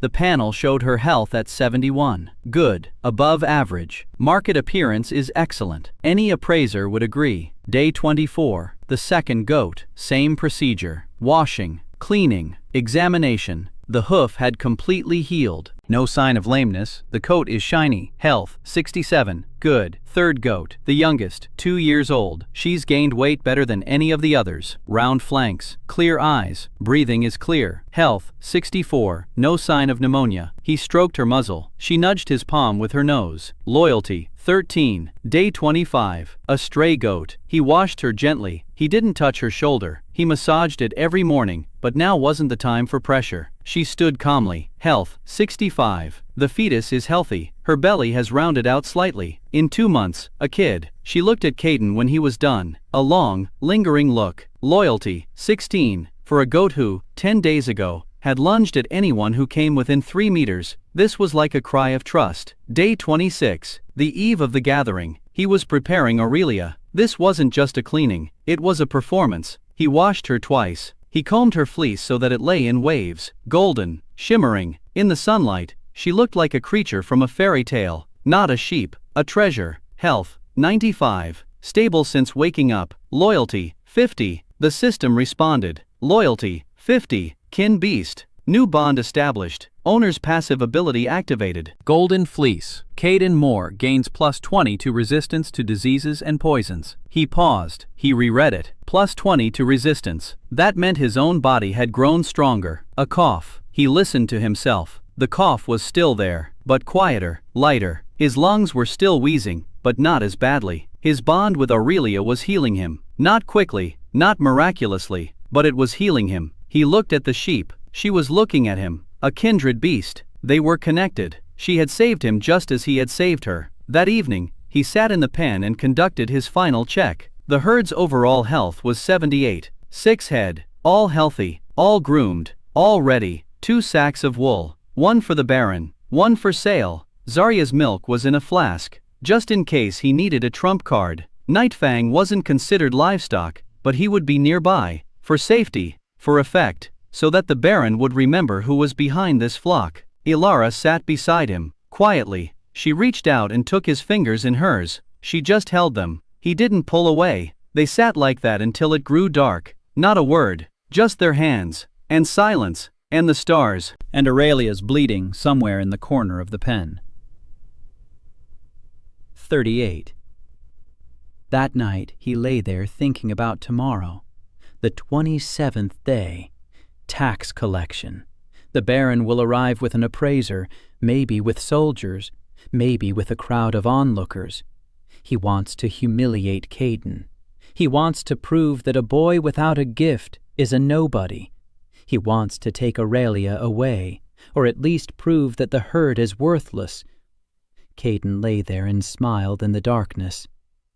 Let him come. Let him watch. Let him judge. He brought the appraiser to bring down sleep, but Snot no longer exists. There is Caden Moore, shepherd of the living, and his flock. Nightfang lay by the door, breathing evenly. Aurelia stood in the corner, golden. The goats slept. A stray goat lay by the wall, chewing quietly in her sleep. Everything is ready. The roundup would begin in the morning. In the morning, the Baron would see what he would see, and nothing would ever be the same again. He fell asleep, soundly, for the first time in 3 nights, without a cough. The golden fleece was working. His body was recovering, slowly, but it was recovering. He dreamed of Busan, his father's farm, goats on the hill. His father standing by the fence, watching the sunset. He turns and says something. Caden can't hear the words, but he sees the smile, and he wakes up. The 27th day, morning, gathering day. Caden got up before dawn. He let out the herd, arranged them, Aurelia in the center, the goats on either side, a stray goat slightly behind, Nightfang at the gate, 2 sacks of wool at his feet, a flask of Dawn's milk on his belt. Ilara stood by the fence. Her father was beside her. It was his first time there. He stood upright. He breathed easily. He looked at Caden as if seeing him for the first time. The village was gathering. People were coming out of their houses and heading toward the square by the pen. The village elder, the blacksmith, the woman with the boy whose arm Caden had treated, the boys who'd been throwing manure. Everyone had come. Everyone stood and waited. A cloud of dust appeared on the road, the clatter of hooves, the Baron's carriage, black with a golden coat of arms, 4 horsemen, and a second carriage behind it, smaller, the appraiser. Caden stood in the corral and waited. His heart beat steadily. His hands didn't tremble. He was ready. Caden had prepared the entire herd for the tax collection. He sheared a second sack of golden wool. His loyalty to Aurelia reached 50, activating the kinship bond. Caden gained the passive ability, Golden Fleece, which began to heal his ailing lungs. Ilara took his hand the evening before the collection. The 27th day arrived, and the Baron arrived with the appraiser and soldiers. The carriage came to a stop. Baron Ulrich Garm stepped out first. His doublet was new. His boots were polished. His gloves were white. He was dressed as if for an audience with the king. Not for the village's sake, for the sake of humiliation, to maximize the contrast. A wealthy baron and a destitute shepherd. The appraiser followed him out. A gaunt old man in black, glasses on a chain, a clipboard with papers, a quill behind his ear. The seal of the Royal Livestock Chamber was embroidered on his pocket. The real deal, not some village loudmouth, a genuine royal appraiser. The Baron wasn't joking. 4 horsemen took up positions at the corners of the square, hands on their swords. The crowd stepped back. Caden stood in the pen, Aurelia behind him, goats on either side, Nightfang by the gate. Quiet, calm, yellow eyes fixed on the Baron. The Baron looked at the wolf, then at Caden. He smiled. He said he was glad to see the young shepherd in good health. His voice was sweet. His eyes were cold. Then he turned to the appraiser and said he requested a full examination, to the highest standard, no exceptions. The appraiser nodded, put on his glasses, opened his tablet, walked over to the pen. The first goat. The appraiser examined its teeth, hooves, coat, udder, squeezed its sides, looked into its eyes, jotted something down, silently. The second goat. Same procedure. The third one. A stray. He touched, felt, and examined each one for about 5 minutes. Baron stood nearby and waited. His smile trembled. He was waiting for the appraiser to say that the herd was no good, that the goats were sick, that the fleece was poor, that Snotty had botched the collection. The appraiser finished with the goats. He straightened up. He looked at the Baron. He said nothing. He turned toward Aurelia. He paused. He took off his glasses, wiped them, put them back on. He stepped closer. Aurelia stood in the morning sun. Her golden fleece glowed. The appraiser reached out his hand. He touched her, pulled it back, touched her again. He ran his hand down her back, along her side, across her belly. His expression changed. His professional mask cracked. He turned to the Baron and asked what it was. The Baron didn't answer, because he didn't know. He'd seen Aurelia before, but not like this. Not golden, not glowing, not with fur that made his hands feel warm. The appraiser took a small magnifying glass out of his pocket. He examined a strand of fur. Then he took out a comb and combed through a strand. Then he took notes. For a long time. 3 pages. The Baron walked over and peered over his shoulder. The appraiser closed his tablet and turned to face the crowd. His voice was dry and even, professional. He read out the results. First goat, excellent health, standard fleece, normal weight, approved. Second goat, excellent health, clean hooves, approved. Third goat, good health, young, promising, approved. Fourth goat, good health, pregnant, acceptable with limited workload. Fifth animal, a sheep. The appraiser fell silent. He looked at his notes, then at Aurelia, then at the Baron. He said that in 32 years of work, he had never seen anything like this. The fleece does not correspond to any known breed. The fiber is finer than silk, stronger than flax, warm to the touch without an external heat source. He classified it as the wool of a unique breed, ranked as a royal relic. The last time this classification was applied was 170 years ago to the flock of Duke Walter III. The crowd fell silent. The Baron stood there, pale. Royal relic meant that this animal was automatically entered into the register of royal assets. It could not be confiscated. It could not be taken to settle debts. It could not be slaughtered for meat. It belonged to the owner and the crown, and only the crown could decide its fate. The Baron could not take Aurelia away. He could not, legally, officially, in front of witnesses, in the presence of an appraiser with a seal. Caden stood and looked at the Baron. He did not smile. He did not gloat. He just stood there. The Baron clenched his jaw so tightly that his jaw muscles bulged against his cheekbones. Then, he pulled himself together. He forced a smile. He asked about the wool. Caden bent down and picked up the sack. He untied it. Golden fibers glinted in the sun. The appraiser approached. He took a strand, stretched it out, sniffed it, rubbed it between his fingers, made a note. He said he confirmed the quality. The sack was accepted as payment of the tax, with a surplus, a significant surplus. Caden picked up the second sack. He said this wasn't a tax payment, it was merchandise, for sale. The Baron wanted to say something, but the appraiser beat him to it. He said that, as a representative of the chamber, he was recommending this shepherd to participate in the Hellenberg Livestock Fair. It would take place in 60 days. The recommendation would be formalized officially, with a seal. The Baron froze. The Hellenberg Fair. Clans from all over the kingdom gather there. Aristocrats, merchants, generals. If Caden were to appear at the fair with Aurelia, the whole country would know about him. The Baron couldn't let that happen, but he couldn't forbid it either. The assessor had already recorded the recommendation, publicly, in front of witnesses. The Baron turned to Caden, his face stony. He said he was inviting him to Hellenberg, personally, as a representative of his barony. His voice was even, his words polite, but Caden heard something else beneath them. He heard a threat. If you go to Hellenberg, you'll be on my territory, among my people, by my rules. Caden nodded. He said he accepted the invitation. The Baron turned away. He got into his carriage. The door slammed shut. The carriage pulled away. Dust. The clatter of hooves. Silence. The crowd exhaled. Then someone clapped. One person, then a second, then 10. The blacksmith, the miller, a woman with a boy, the boys by the fence. Everyone was clapping. Caden stood in the pen and felt something tighten in his chest.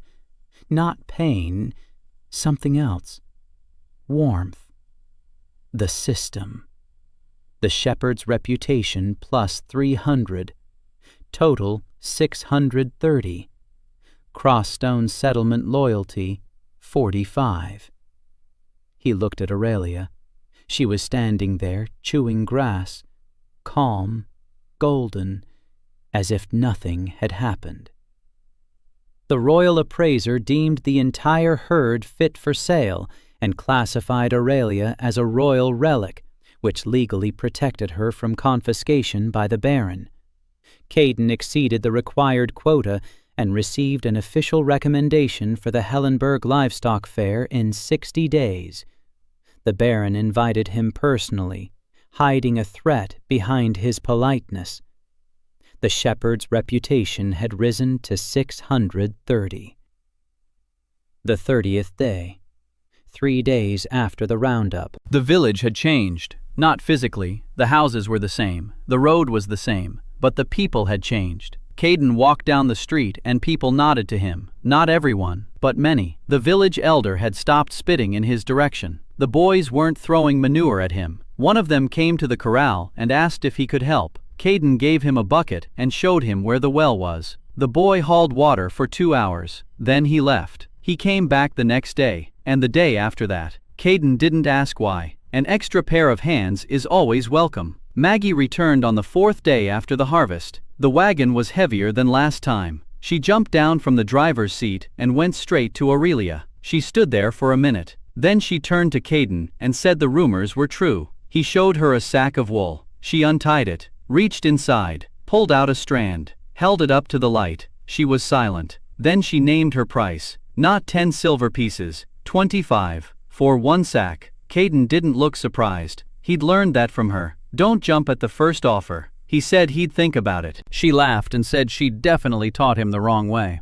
Then she took a sack out of the wagon. Salt, ropes, 2 knives, real ones, made of steel, a skein of cloth, a small bag of dried herbs, and something else. A small book, worn, without a cover. She said she'd found it at the market in Hellenberg. It's called Treatise on Rare Breeds of Livestock in Western Veldmar. Author unknown. She thought Caden might find it interesting. He opened the first page. The handwriting was small. The ink was faded, but it was legible. He flipped through the pages. He paused. On one of the pages was a drawing. A bull, huge, horns like crescent moons. Above it was an inscription. Tauros, the celestial bull, the last of the legendary ones. Untamed, uncaught, seen once in a century in the mountains of the ridge. He closed the book. He looked at Maggie. She winked. She said her ears were longer than his goat's, and her nose was to her advantage.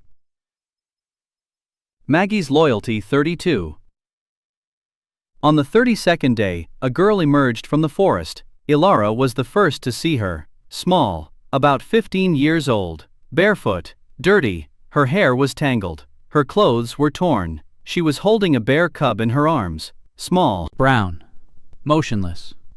The girl stood at the edge of the forest and looked at the pen. She didn't move. She didn't call out. She just stood there. Ilara called for Caden.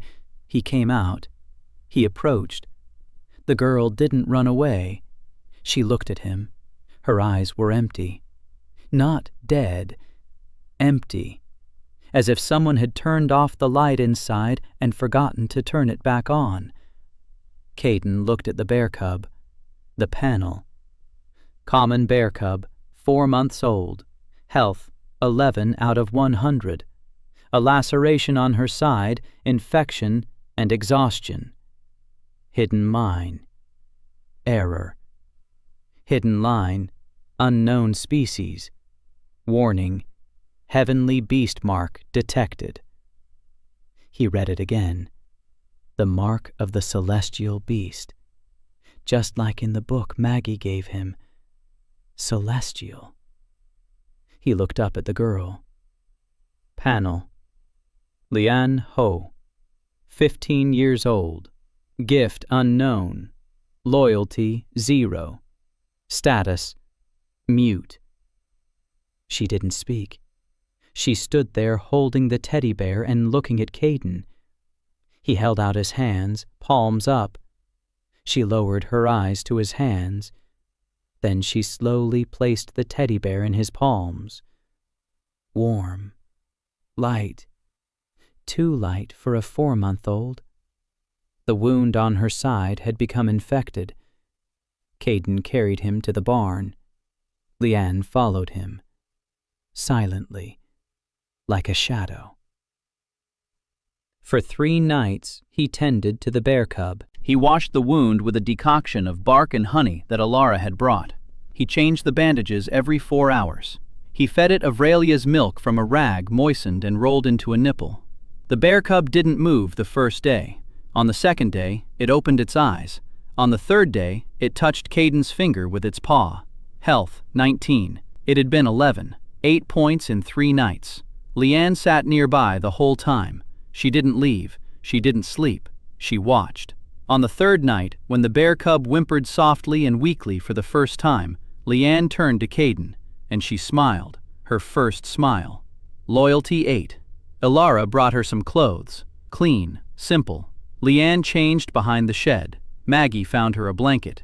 Nightfang sniffed her and lay down beside her. He accepted her. The herd accepted those whom the shepherd accepted. Caden named the cub Momo. Leanne heard him and nodded. She liked the name. The system added Momo to the herd. Head count, 7. Herd health, 74. Momo was dragging the number down, but not by much. The Heavenly Beast tag was flashing on the panel. Caden didn't know what it meant yet, but he knew this cub wasn't ordinary. He knew it from the very first second. Day 45, 2 weeks until the fair. Caden stood on a hill behind the village, looking down at his corral from above. It had changed. The fence was new. The blacksmith and 3 men from the village had repaired it in 2 days. The barn had been expanded. The roof didn't leak. The grazing area had tripled in size. The grass there was knee-high, thick and lush. There were 7 animals in the pen. 3 goats, a stray goat with a growing belly, Aurelia, and Nightfang. Momo, the bear cub, was recovering quickly. Health, 48. Aurelia's milk was doing for him what it had done for Ilara's father. The wound was healing. His fur was growing back. He began to walk, then run, then play. Leanne followed him everywhere. He followed her. They became inseparable. Leanne still didn't speak, but she wrote, in the sand, on the ground, on dusty planks with a stick, short words: thank you, eat, water, Momo, Caden. She wrote the last name on the 5th day. She circled it with a double line, loyalty 18. Ilara and Leanne became friends. Not right away. Ilara spoke. Leanne listened. Ilara told stories about the mill and her father and the goat with mastitis. Leanne drew in the sand. Trees, mountains, a bonfire, people in masks. Ilara fell silent when she saw the people in masks. She understood. She didn't ask. She just sat down next to her. Ilara's loyalty, 42. Leanne's loyalty, 22. Preparations for the fair took the entire 2 weeks. Caden drew up a plan. He's taking Aurelia and his 2 best goats to the fair. The first and the second. Nightfang is coming along for protection. Maggie provided the wagon. She'll ride with them. Ilara too. Leanne stays with the rest. The blacksmith will keep an eye on the pen.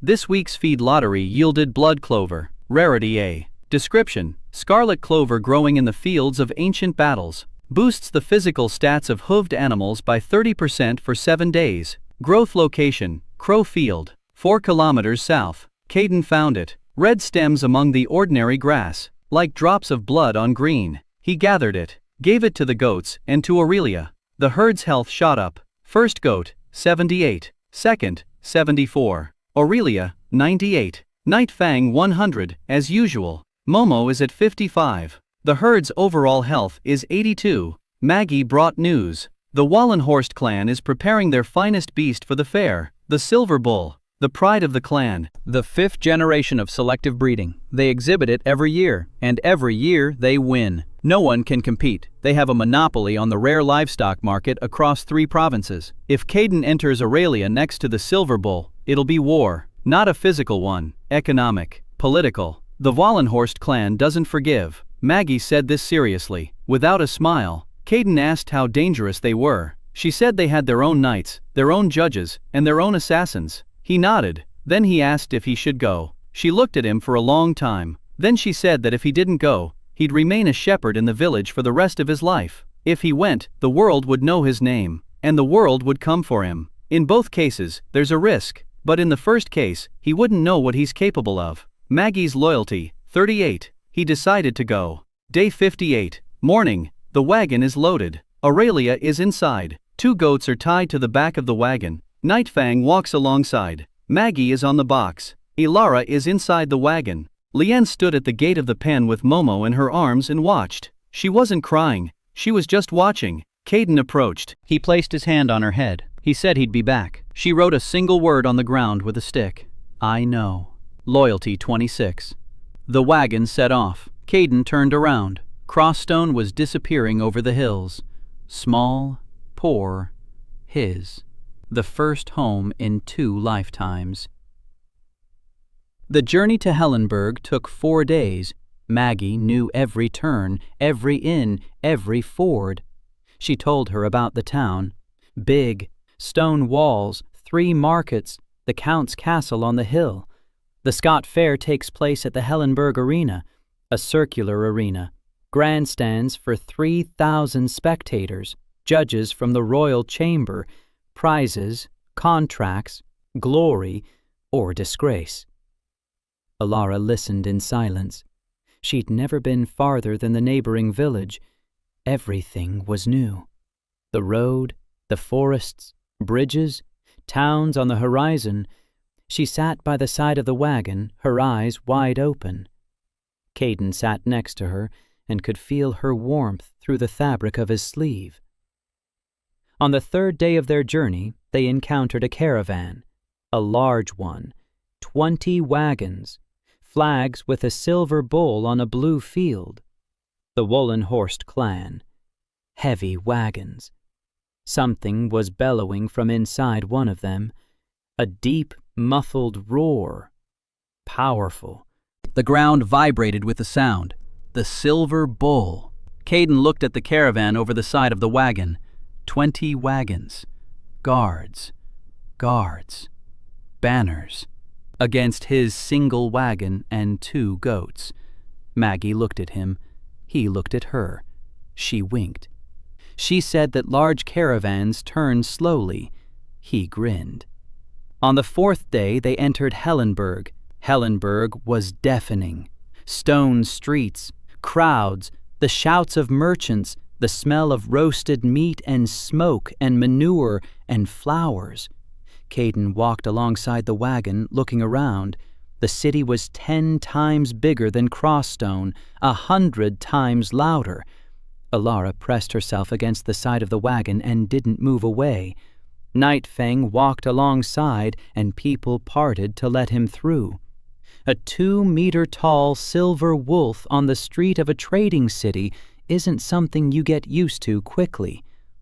Maggie drove the wagon confidently. She knew the city. She knew where to park the wagon. She knew where to register. She knew who to grease to get a spot closer to the center of the arena. The Hellenberg Arena. Round, huge, dirt floor, wooden bleachers, 3,000 seats, pens along the perimeter, each clan in its own sector. Wollenhorst occupied a quarter of the arena. 20 pens, silver banners, servants in livery, and a bull. Caden saw him from across the arena. Huge, silvery hide, horns like sabers, muscles beneath his skin like ropes. He stood in his pen, chewing, and the ground around him vibrated slightly with every movement of his jaw. The panel. Grandor the Silver Bull, 7 years old, health 94 out of 100, rank Silver Titan, potential A+.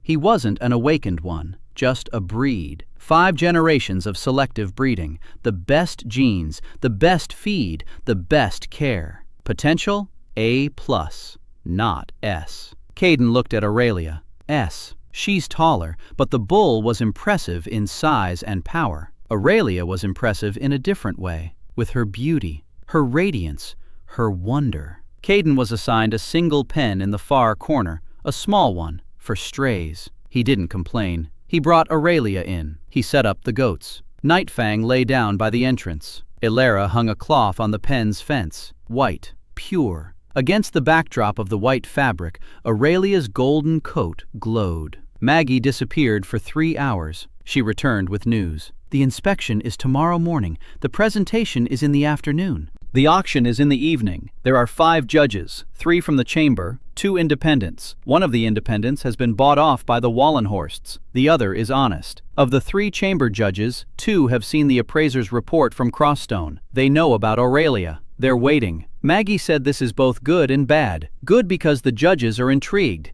Bad because the Wallenhorsts know about it too, and they're preparing. She said a man approached her, polite, dressed in expensive clothes. He offered 50 gold pieces for Caden to remove Aurelia from the auction. 50 gold pieces is Baron Garm's annual income. Maggie refused. The man smiled and left. He didn't threaten her. He didn't press the issue. He just smiled. Maggie said that was worse than threats. The night before the show, Caden hadn't slept. He was sitting in the pen next to Aurelia. Ilara was sleeping in the van. Maggie was too. Nightfang hadn't slept. He was standing at the entrance, ears pricked. He sensed something. Caden sensed it too. The city wasn't sleeping. The arena wasn't sleeping. Something was moving in the shadows.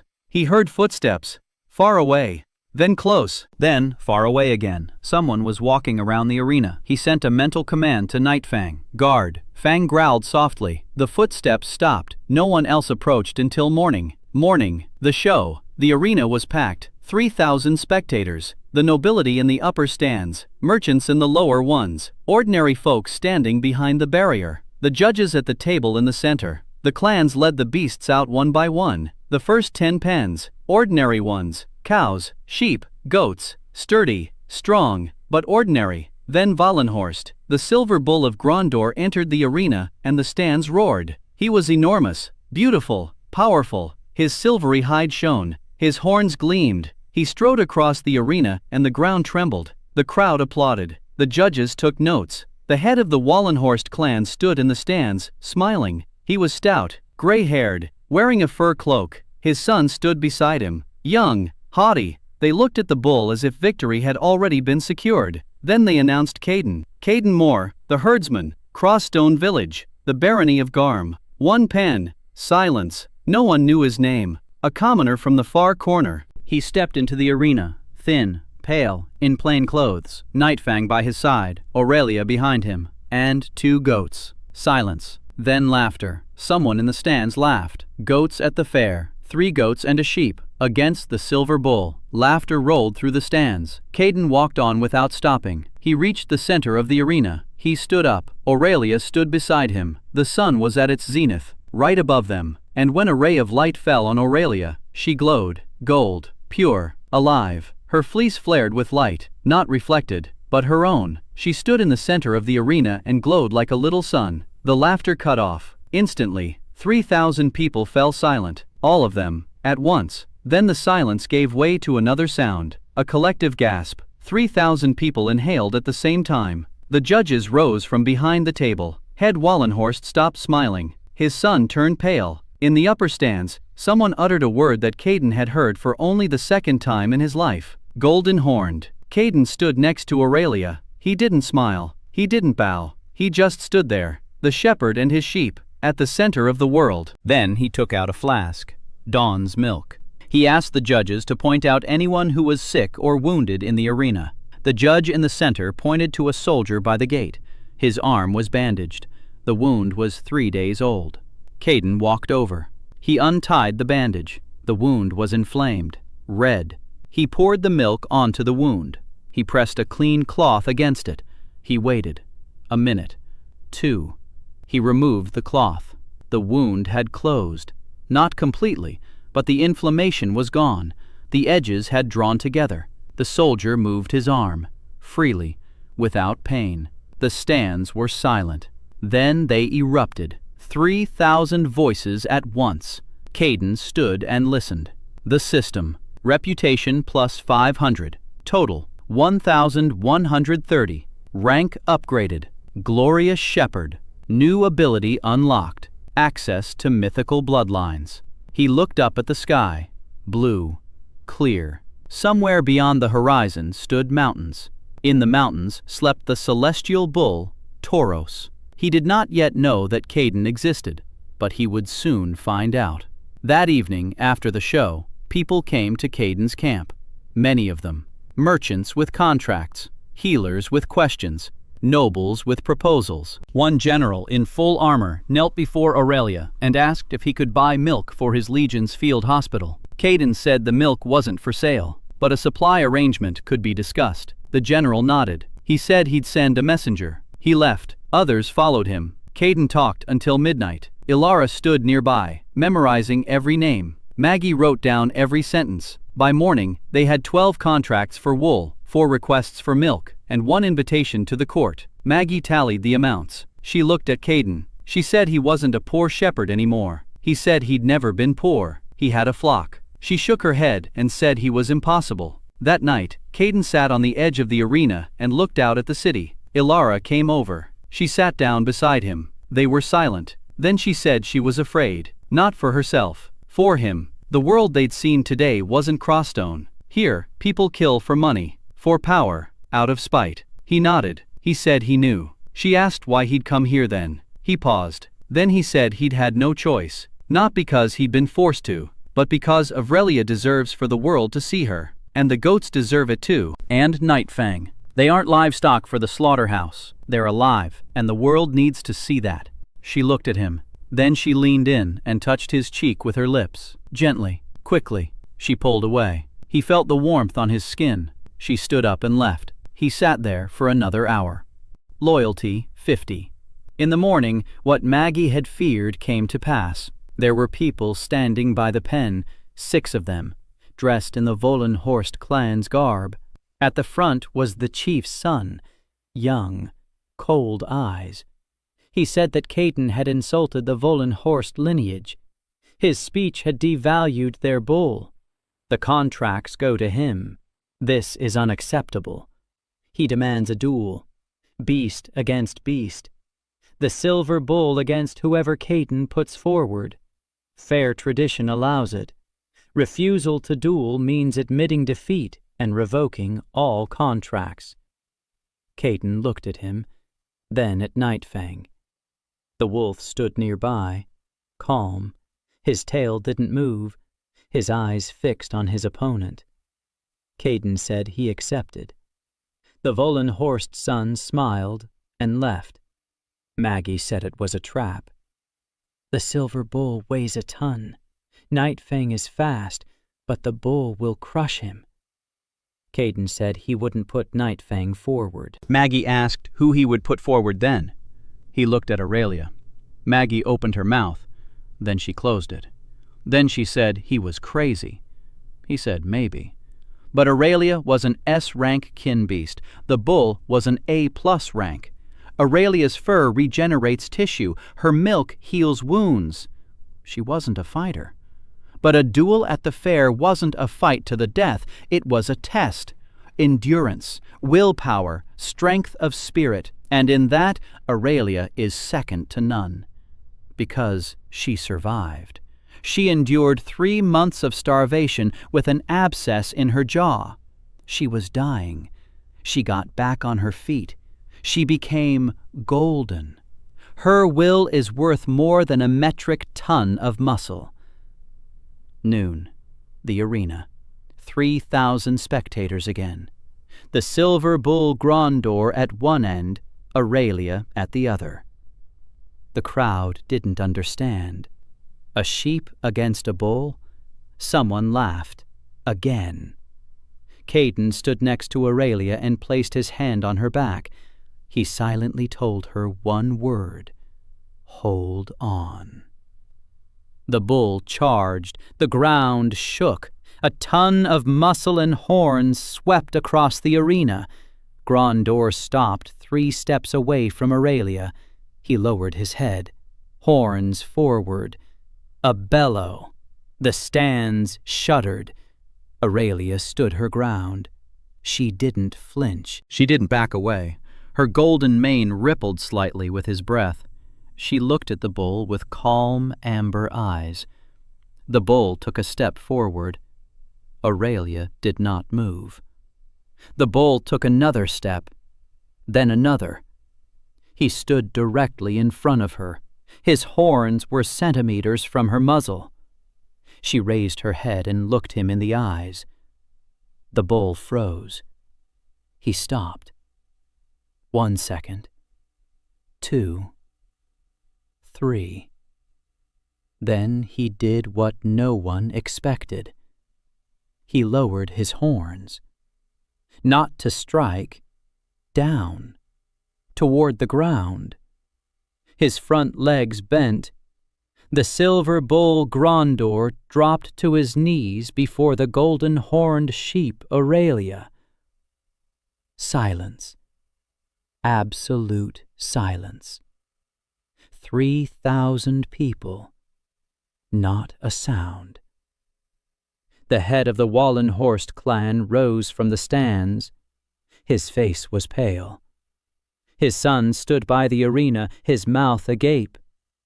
The bull lay before the sheep, not defeated, but submissive.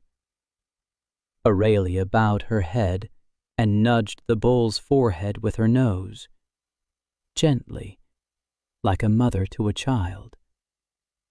Caden stood in the center of the arena and felt the world turning. Not metaphorically, he felt it physically. Something had shifted. In the system, in the air, in the earth. Far to the east, in the mountains beyond the ridge, something had opened its eyes. He hadn't seen it, but he knew. The system confirmed it. The celestial bull, Tauros, was awakening. The shepherd's call had been heard. He looked at Aurelia. She was looking at him, golden, serene, his. After the fair, everything came into a whirl. Contracts were signed. Gold was received. Maggie bought 2 wagons and hired guards. Ilara wore her new dress for the first time, a real one, not altered. The general sent a messenger requesting a steady supply of milk. Baron Garm sent a letter, polite, cautious, no threats. He sensed the wind and decided not to stand in the way. The journey home took 4 days. Caden rode in the wagon and read a treatise on rare breeds, page after page. He was studying. He was preparing. The fair wasn't the finish line. The fair was the starting line. They returned to Crossstone on the 68th day. Leon stood at the gate with Momo in her arms. Momo had grown, health 72. He was no longer a cub, a teenager, strong, with a thick coat, and with something in his eyes that Caden had only seen in Aurelia. Understanding. The mark of the celestial beast burned brightly.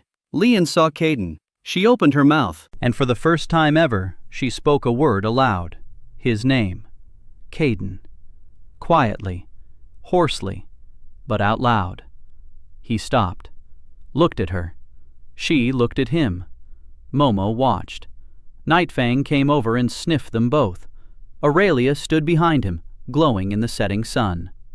On the 70th day, Siona Rue arrived, riding an emaciated horse, a black braid down to her waist.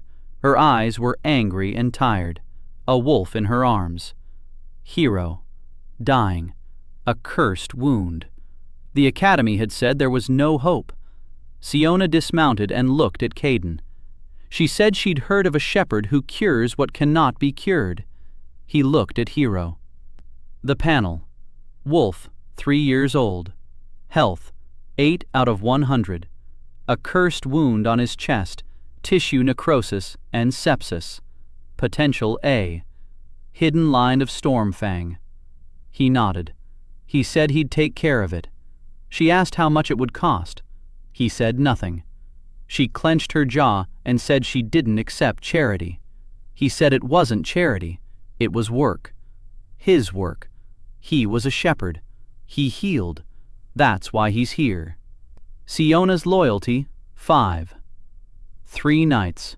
3 nights again. Just like with Momo. Just like with Aurelia. Rinsing. Antiseptic. Dawn's milk. Bandages. Caden hadn't slept. Ilara helped. Siona sat nearby and didn't leave his side. On the 3rd morning, Hero opened his eyes, health 22. Siona pulled him close, and for the first time ever, her face looked different. Not angry, not proud. Alive. Loyalty 15. On the 75th day, a carriage appeared on the road. A modest one. 1 horse. 1 woman inside. Young. 19 years old. Back straight. Cold eyes. Adelaide von Marsh, the Count's disgraced daughter. A horse walked beside the carriage. Old, blind, silver Florian. Adelaide stopped by the corral. She looked at Aurelia, at Nightfang, at Caden. She said she hadn't come for a miracle. She'd come because her horse had only 6 months left, and she'd heard that a man lived here who cared. Caden looked at Florian, the panel. Horse, 18 years old. Health 23 out of 100. Potential A. Hidden lineage, Moon Steed. He placed his hand on the horse's muzzle. Florian nuzzled his palm. Blind eyes, but warm.